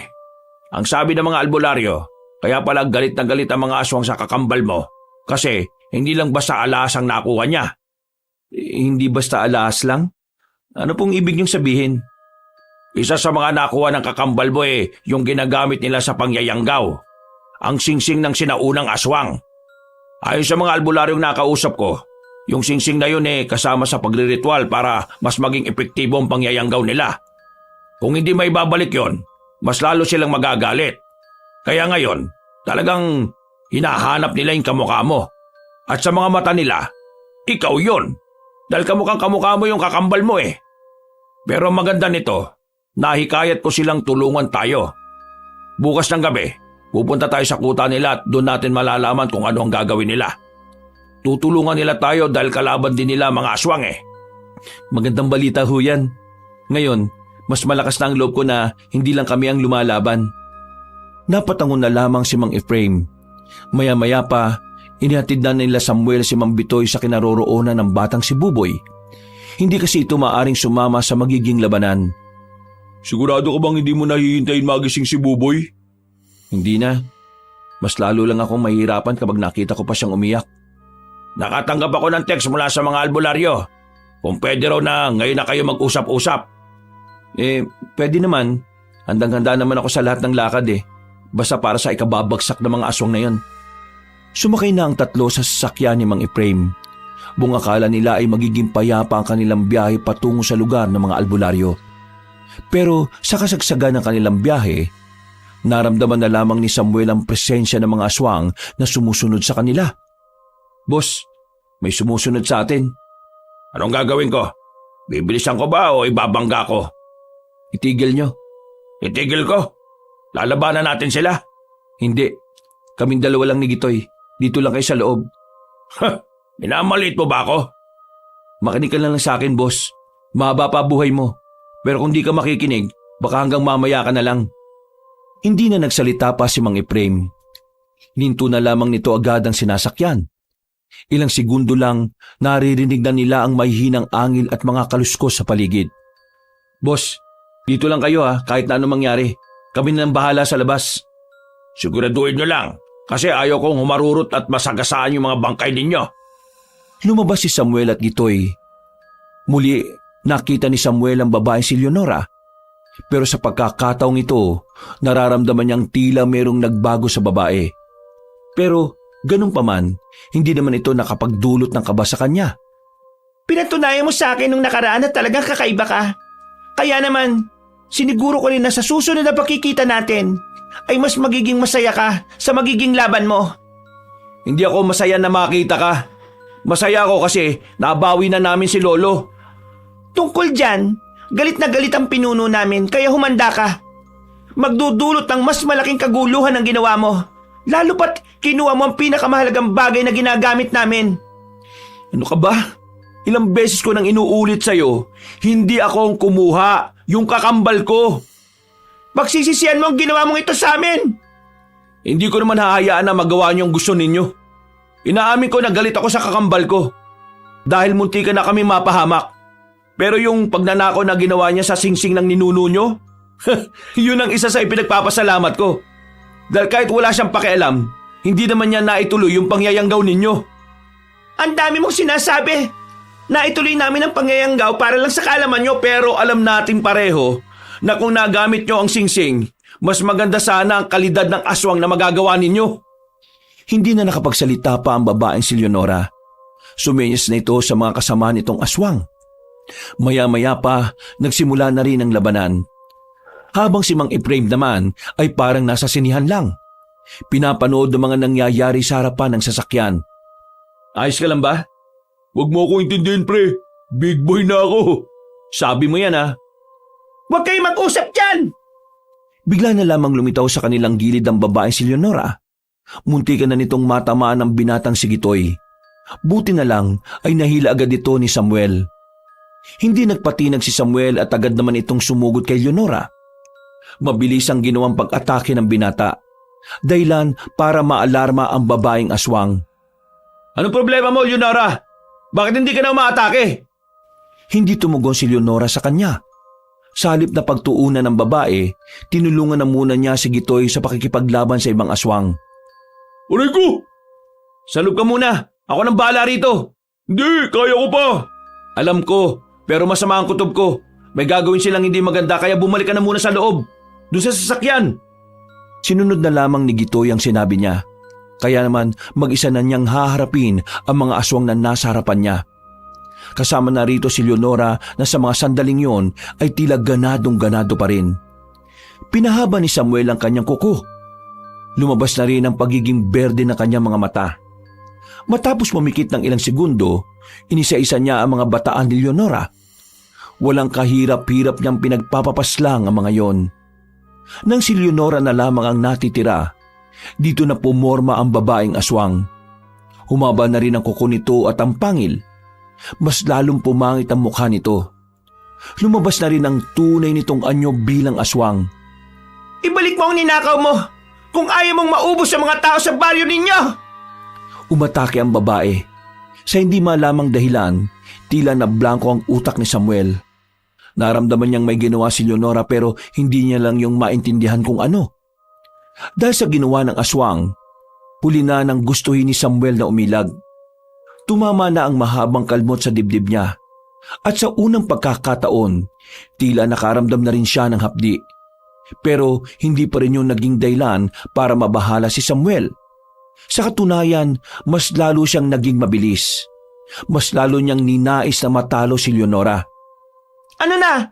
Parang bumagal ka yata. Kung ano man ang ginawa mo sa akin, hindi mo na mauulit yon. Dahil ngayon, alam ko na kung ano yon.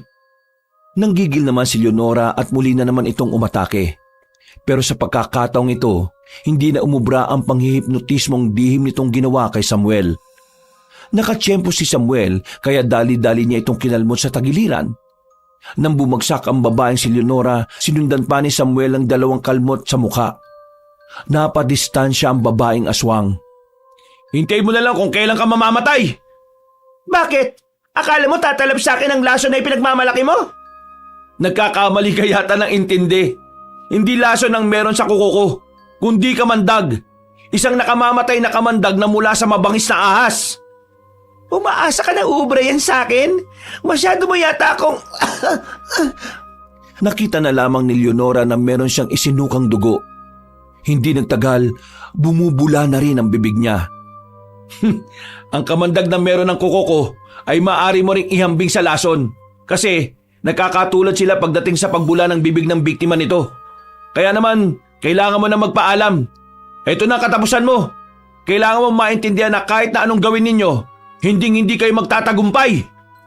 Nakatingin na lamang sa kanya si Leonora, pero hindi na ito makapagsalita. Bumubula ang bibig niya at saka kalaunan ay nangisay na lamang ito. Nang masigurong patay na ang babaeng aswang, lumabas na rin si Gitoy at Mang Efraim. Ang ganda ng laban! Para akong nanonood sa sini kanina. Bilisan na lang natin pumunta sa kuta ng mga albularyo para malinisan agad ang sugat ni Gitoy. Di sumakay na kayo. Agad na rin silang sumakay at saka pinaandar na rin ni Mang Efraim ang truck. Hindi nagtagal, nakarating na rin sila sa kuta ng mga albularyo. Agad na ipinakilala ni Mang Efraim si Samuel sa mga yon. At dahil nga sa kakaibang abilidad ng binata, mabilis na nagtiwala sa kanya ang mga albularyo. Nagsagawa agad sila ng pagpupulong at napagkasunduan naman ang mga gagawin. Doon na rin nila napagpasyahan na magpalipas ng gabi. Ayos na ba yung sugat mo? Oo, ayos na. Nalinis na. Muntikan pa akong maihi sa mga inilagay ng mga albularyo. Sobrang hapdi eh. Maraming salamat pre. Salamat saan? Kasi hanggang sa puntong ito, kasama pa rin kita. Sus, maliit na bagay. Hindi ito maliit na bagay. Kung tutusin, kaya ko naman na itong mag-isa eh. Pero iba pa rin talaga kapag may kasama kang lumalaban. Ano ka ba naman? Magkaibigan tayo no? Parang magkapatid na rin. Alam mo sa una pa lang na nakikita ko yung ugali ni Lemuel. Ikaw na lang sanang naging kakambal ko eh no? Naku, kung naging magkakambal tayo, baka araw-araw tayo nagtatalo kung sinong mas gwapo. Nagtawanan na lamang ang dalawa habang nagmumuni-muni sila. Maya-maya lang pumasok na rin sila sa loob para makapagpahinga. Kahit tahimik na ang paligid, tila maingay pa rin sa utak ni Samuel. Ang daming tumatakbo sa kanyang utak. Ang dami niyang iniisip. Mga bagay na gusto niyang mailagay sa tama. Mga sitwasyon na gusto niyang mapabuti. Kinabukasan, maaga pa lang ay nagising na rin si Samuel. Naririnig niya ang mga albularyong nagtatawanan sa labas. Pagsilip niya, nakita niya ang mga yon na nasa bakuran. Nagkakabiruan. Napangiti na lang din siya dahil doon. Mga bandang 6:00 daw ng gabi ang alis ninyo. Hindi kayo sasama? Ano naman ang gagawin ko ron? Kala ko sasama kayo eh. Teka, hindi mo na ako tinatawag na boss Wala naman ho tayo sa peryahan. Kaya hindi kita boss. Kung sa bagay, tama ka naman. Mang Efraim, pwede bang humingi ng pabor? Hindi naman tayo close pero sige, ano yon? Kung sakali mang may masamang mangyari sa akin, kayo na ho ang bahala sa lolo't kapatid kong maliit. Anong gagawin ko? Gusto ko lang tulungan mo silang tanggapin ang pagkawala ko. Kung sakali lang naman. Tumungo lang si Mang Efraim. Isang pilit na lamang ng ngiti din ang naisukli sa kanya ni Samuel. Naging mabilis sa mga oras ng mga sandaling yon. Sumapit na ang kinagabihan. Yun ang sandali na kailangan na nilang puntahan ang mga aswang sa lungga ng mga yon. Pero hindi pa man sila nakakaalis. Mukhang ang mga nilalang na yon ang kusa nang lumapit sa kanila. Nagbigay agad ng babala si Samuel. Agad din namang naniwala ang mga albularyo. Sa pagkakataong ito, tumungo na sila sa kanya-kanyang pwesto. Inihanda ng mga yon ang kanilang mga armas at sandata. Habang si Samuel at Gitoy naman ay nanatiling nakatayo sa bungad ng lugar. Isang matandang babae nakita nilang naglalakad palapit. Pero tumigil din ito ng ilang metro na lang ang pagitan sa kanila. Tumingin sa kanila ng diretsyo. Ngumiti na para bang inosenteng matanda. Pero alam ni Samuel ang presensyang meron ito. Batid niyang ang matandang ito ang sinasabi ni Leonora na pasimuno ng lahat ng aswang. Ikaw ba si Aling Pelia? Hindi sumagot ang matanda, pero nawala ang ngiti nito sa muka. Mabilis ang mga pangyayari. Itinulak agad ni Samuel si Gitoy palayo dahil nararamdaman niyang nakalapit na agad si Aling Pelia sa kanya. Parang hindi ito matanda kung kumilos. Sobrang bilis, sobrang liksi. Dahilan para hindi mailaga ni Samuel ang ginawang pagtarak nito ng mahaba nitong kuko sa kanyang tiyan. Buti na lamang ay makapal ang kaliskis ng ahas sa katawan niya sa mga sandaling yon. Kaya kahit na papaano, hindi naman bumaon ng gusto ang kuko na matanda. Pero nasugatan pa rin siya. Masyado siyang mabilis ha. Sa unang 5 minuto, kitang-kita ang pagiging dehado ng binata. Hindi siya makapalag. Kung wala nga lang ang kaliskis ng ahas sa kanyang katawan, ay baka maaga na siyang nawala. Samantala, nagsimula naman ang labanan sa pagitan ng mga aswang at mga albularyo. Sobrang lakas na matandang to ha. Anong gagawin ko sa isang to? Nang hanapin niya ng tingin si Aling Pelia, nakita na niya ito sa kanyang likuran. Pagharap niya, kinalmot naman siya nito at saka tinusok ulit ang mahahabang kuko. Walang nagawa si Samuel kundi ang dumistansya. Kahit gamitin niya ang abilidad na binigay sa kanya ng ahas, hindi na rin yun umuubra. Isa lang ang naiisip niyang paraan. Kailangan niyang bumalik ng kanilang baryo. Dapat ay mahanap niya ang ahas na tumuklaw sa kanya. Kailangan niya ulit magpatuklaw doon para mas lalong lumakas ang kanyang katawan. Kaya naman, ginawa niyang lahat ng kanyang makakaya para iwasan ang matandang babae. Sa sunod na atake ng matanda, nagawa na niya itong ilagan. Sinabuyan niya ng buhangin ang mukha nito. Habang napuwing na si Aling Pelia, sinamantala na niya ang pagkakataon na makaalis. Nakatunog naman agad si Mang Efraim at Gitoy, kaya sila na naman ang makakasama sa truck. Kailangan ko makita yung ahas. Siya yung sagot para matapatan ko ang lakas ng matanda. Paano ka naman nakakasiguro? Ilang beses ako na naginip nitong mga nakarang araw. At sa panaginip ko, nagsasalita yung King Cobra. Sinasabi niya sa akin na kapag kinailangan ko ng tulong niya, bumalik ako sa lugar kung saan ko siya unang nakita. At naniwala ka naman sa panaginip? Oo, dahil hindi pangkaraniwan yung ahas na yon. Mahiwaga siya at nagtataglay na kakaibang lakas na pwede niyang imaipasa sa tao. Pre, huwag ka muna magsasalita. Lalo mo lang mararamdaman lahat ng sugat mo. Tingnan mo, duguan ka na. Ayos lang ako. Hanggat kaya ko pa makatayo, ayos lang ako. Mang Efraim, todo na ba yung bilis natin? Aba, hindi ko to pwedeng iparurot. Baka mamaya mahulog pa tayo sa bangin. Buti pa ang intindihin nyo ay kung nakasunod ba sa atin yung matandang yon. Pre, sinusundan ba tayo ng matandang babae? Hindi ko alam pre. Humihina yung pakiramdam ko sa oras na ito. Basta, kailangan natin makarating sakali kung saan ako tinuklaw ng ahas. Doon at doon niya ako pinababalik. Gitoy, tingnan mo nga sa likuran kung may nakasunod. Wala naman boss. Mang Efraim, bilisan mo ng konti. Papdi na ng papdi itong sugat ko eh. Hindi pwede. Madilim dito. Baka mamaya may makasalubong tayo rito. Hindi pwedeng liliko na lang tayo sa bangin. Teka, paano pala yung mga albularyo na naiwan natin? Huwag mo silang intindihin. Alam nila yung mga ginagawa nila. Ang mas problemahin natin ay yung matandang kalaban ko kanina. Wala akong binatbat sa kanya. Nang malagpasan na nila ang kalsada, mas binilisan na ni Mang Efraim ang sasakyan. Sa mga pagkakataong ito, nagkaroon na nga ng pag-asa si Samuel. Pero nang malapit na sila sa daan na kailangan nilang hintuan, meron naman silang nakitang katawan ng nyog na nakaharang sa daan. Wala silang nagawa kundi ang bumaba na lamang. Laking gulat nila nang may maglabasan na lalaki mula sa gilid. May mga hawak yung baril at ang iba ay may mga patalim. Pero ang mas ikinagulat ni Samuel, nakita niyang naroon din si Lemuel at tila ito pa nga ang nangunguna sa panguhold up na nangyayari. Lemuel?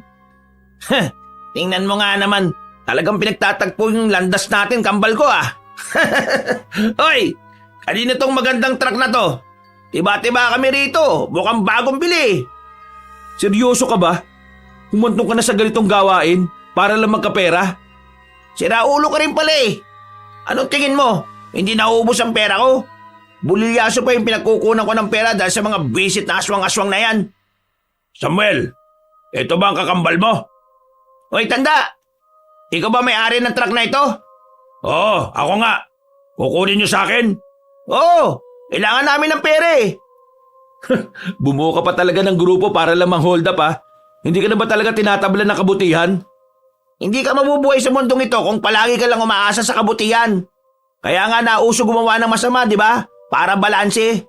Akin na yung susi, para hindi na kayo masaktan. Wag! Kailangan namin ng sasakyan na to. Kailangan ko makarating sa pupuntahan namin. Oh wait, teka. Ngayon ko lang napansin Bakit ka pala maraming sugat? Mukhang hinang-hina ka. Tutulong sana si Gitoy kay Samuel pero bigla na lang silang tinutukan ng baril. Kaya naman kung tutuusin, kakayanin pa ni Samuel na palagan si Lemuel.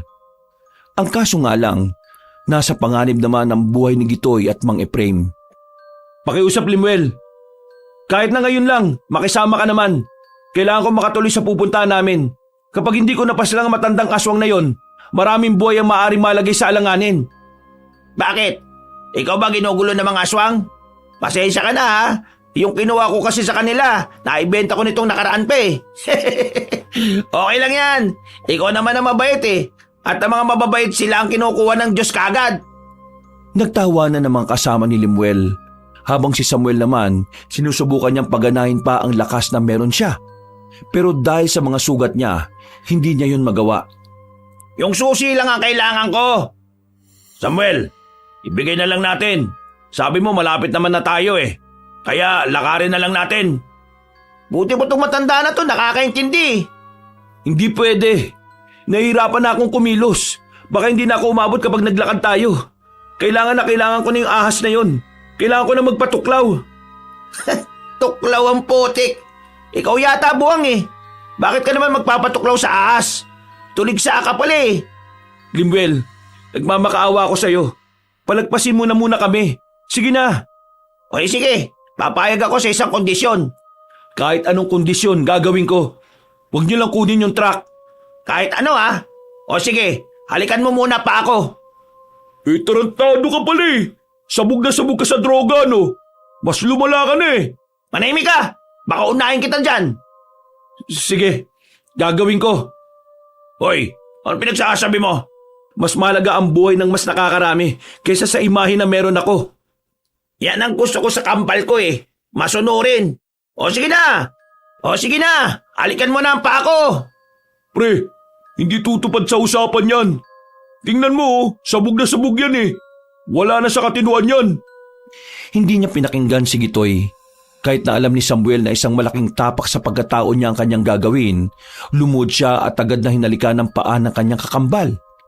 Agad namang tumawa ang binatang si Lemuel para na itong mamamatay sa kakatawa. Joke lang! Kukunin pa rin namin ang truck. O akala mo sa akin, tanga? Kailangan namin ng pera at hindi ang halik mo. Walang yaka talaga kahit kailan. Naiyak na lamang si Samuel ng mga sandaling yon, pero mas lalo siyang kinabahan nang maramdaman na niya ang presensya ng matandang babae.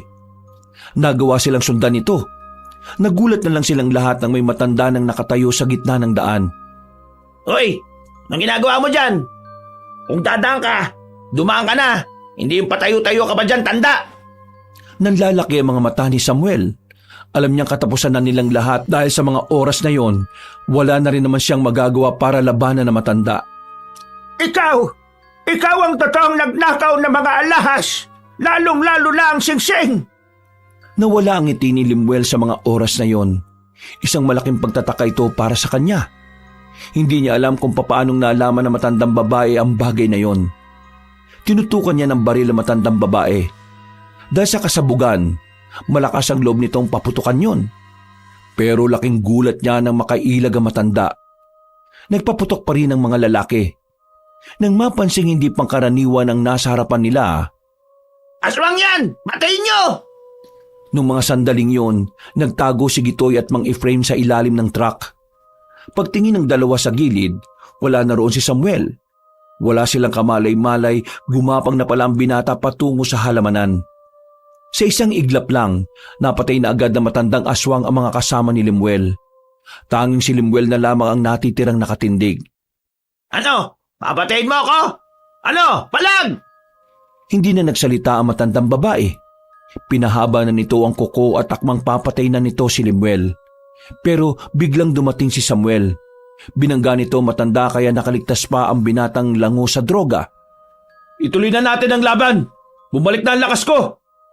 Paano nangyari na gumaling ang mga sugat mo? Hindi sila gumaling. Sadyang hindi ko na sila nararamdaman. Salamat sa King Cobra na kusang pinuntahan ako dito. Salamat sa pangalawang tuklaw. Dahil sa mga oras na ito, alam ko nang ako na ang mananalo sa ating dalawa. Hindi na nagsayang ng oras si Samuel. Dali-dali niyang inatake ang matandang babae. At kahit nagbago na ng anyo ang matandang si Pelia bilang kubot, hindi pa rin ito umubra. Masyadong mabilis at malakas na si Samuel na mga sandaling yon. Isusunod na kita kay Leonora! Hinawakan ni Samuel ang mahabang buhok na matanda. Inikot-ikot niya yon at binalandra sa gilid ng sasakyan. Nang bumagsak ang matandang aswang ay kagad niya itong hinila. Pinahaba niya ang kanyang kuko at saka itinarak sa tiyan nito. Mas mataas na level ng kamandag na yan. Kaya kahit malakas pa ang katawan mo, hindi ka na niya sasantuin. Hindi maaari. Hindi pwede ito. Maya-maya pa, bigla na lang sumuka ng dugo si Aling Pelia. Kasunod nito ay ang pagbula ng bibig nito at pangingisay. Nakalauna naman ay namatay na rin. Nakadilat pa ang mga mata nito. Wow! Ang galing mo naman! Napatay mo yung aswang! Tingnan natin kung kakayanin mo tong tingga na lalabas sa baril ko. Tinutukan siya ni Lemuel. Patawa-tawa pa ito. Wala na talaga ito sa katinuan. Lemuel, magbago ka na. Kahit na ganyan ka, mahalaga ka pa rin kay Lolo. Hindi man niya sinasabi sa akin, pero alam kong gusto ko pa rin niyang bumalik sa atin. Ayusin mo ang buhay mo. Baka sa paraan na yon, magkasundo pa tayong dalawa. Piliin mo ang tamang landas, Lemuel. Handa naman akong patawarin ka eh. Patawarin pinagsasabi mo. Walang ganoon. Tatapusin na kita ngayon. Total, ikaw naman ang mabait eh. At ako naman ang masama. Ano bang punot dulo ng galit mo sa akin? Hindi mo alam? Pwes, para sabihin ko lang naman sa iyo, mula nang isinilang tayo, miserable na ang buhay ko. Lagi akong kinukumpara sa iyo eh, wala ka rin namang narating sa buhay mo, siraulo ka. Lahat, ikaw ang magaling eh. Ikaw na lang palagi. Hindi ko kasalanan na mas pinili mong mainggit kaysa magpakabuti sa sarili mo. Desisyon mo ang dahilan kung bakit ka nagkakaganyan. Pero hindi pa naman huli ang lahat. May oras pa para itama ang lahat ng pagkakamali mo. Hindi na ako magbabago. Masaya na ako sa ganitong buhay. Anong masaya sa ganyang buhay? Napakakomplikado ng ganyang buhay.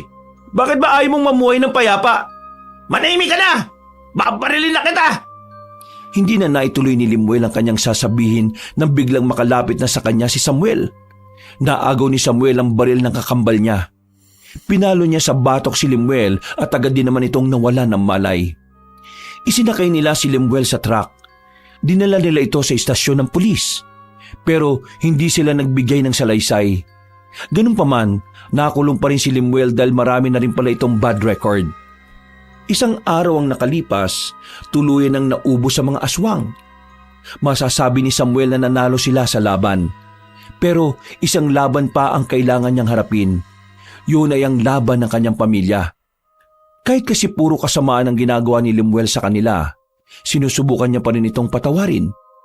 Umaasa pa rin sila na darating ang araw na magbabago rin ang kanyang kakambal. Hindi niya alam kung kailan, pero palagi niyang dinadalangin na sana magbago ang ihip ng hangin. Nang sa ganon, mapagtanto ni Lemuel ang lahat ng pagkakamali niya sa buhay. Samuel, maraming salamat ah. Kung hindi dahil sa iyo, wala tayo ngayon sa ganitong kapayapang buhay. Ginawa ko ho yun kasi mahal ko kayo, Lo. Ano po pala yung gagawin nyo ngayon? Ipagpapatuloy nyo pa rin po ba yung pagiging makamandag na manunugis ng mga aswang? Hindi na nakasagot pa si Samuel. Napangiti na lamang siya. Isang buwan na rin kasi mula nang kusang mawala ang kakaiba niyang abilidad. Nakausap niya ang asa sa kanyang panaginip. Sinabi nito sa kanya na tapos na ang kanyang misyon. Nasabi rin nito na paparating sa buhay nila ang isang gantimpala. Pero Para kay Samuel, ang makitang masaya at nakangiti ang kanyang mga mahal sa buhay, yun na ang pinakamagandang gantimpala. Hindi na niya nalaman kung anong klaseng nilalang ang ahas na tumuklaw sa kanya. Ang mahalaga na lamang sa kanya, nagawa niya ng tama ang kanyang tungkulin bilang isang manunugis na minsan ang nagdala ng isang epektibong kamandag. At ngayon, tinatamasa na nila ang buhay na tahimik at nakakatulog na rin sila sa gabi nang walang naririnig na panganib. Mga kabangers, mga kayanggaw, si Kabanong Puli. Nako, maraming salamat na naman po sa pakikinig dito sa ating kwento. At meron lang po uli akong hiling sa inyo ha. Sana po pagkatapos nito ay bisitahin nyo din po yung isang channel po natin, yung Pamela Clamil. Yan, ako rin po kasi ang nagnanarrate doon bilang si Lolo Pael at minsan ako rin po as Kabanong. So sana po ay magpunta kayo doon at syempre don't forget to subscribe tapos mag-like at mag-comment na rin po kayo doon ha bilang tulong na rin po ninyo. At sana suportahan nyo rin po yung ibang mga channels po natin. Okay? So once again, ito po si Kabanong nagsasabing maraming salamat. I love you all! Ano ba naman kayo? Magkapatid kayo at kambal pa kayo.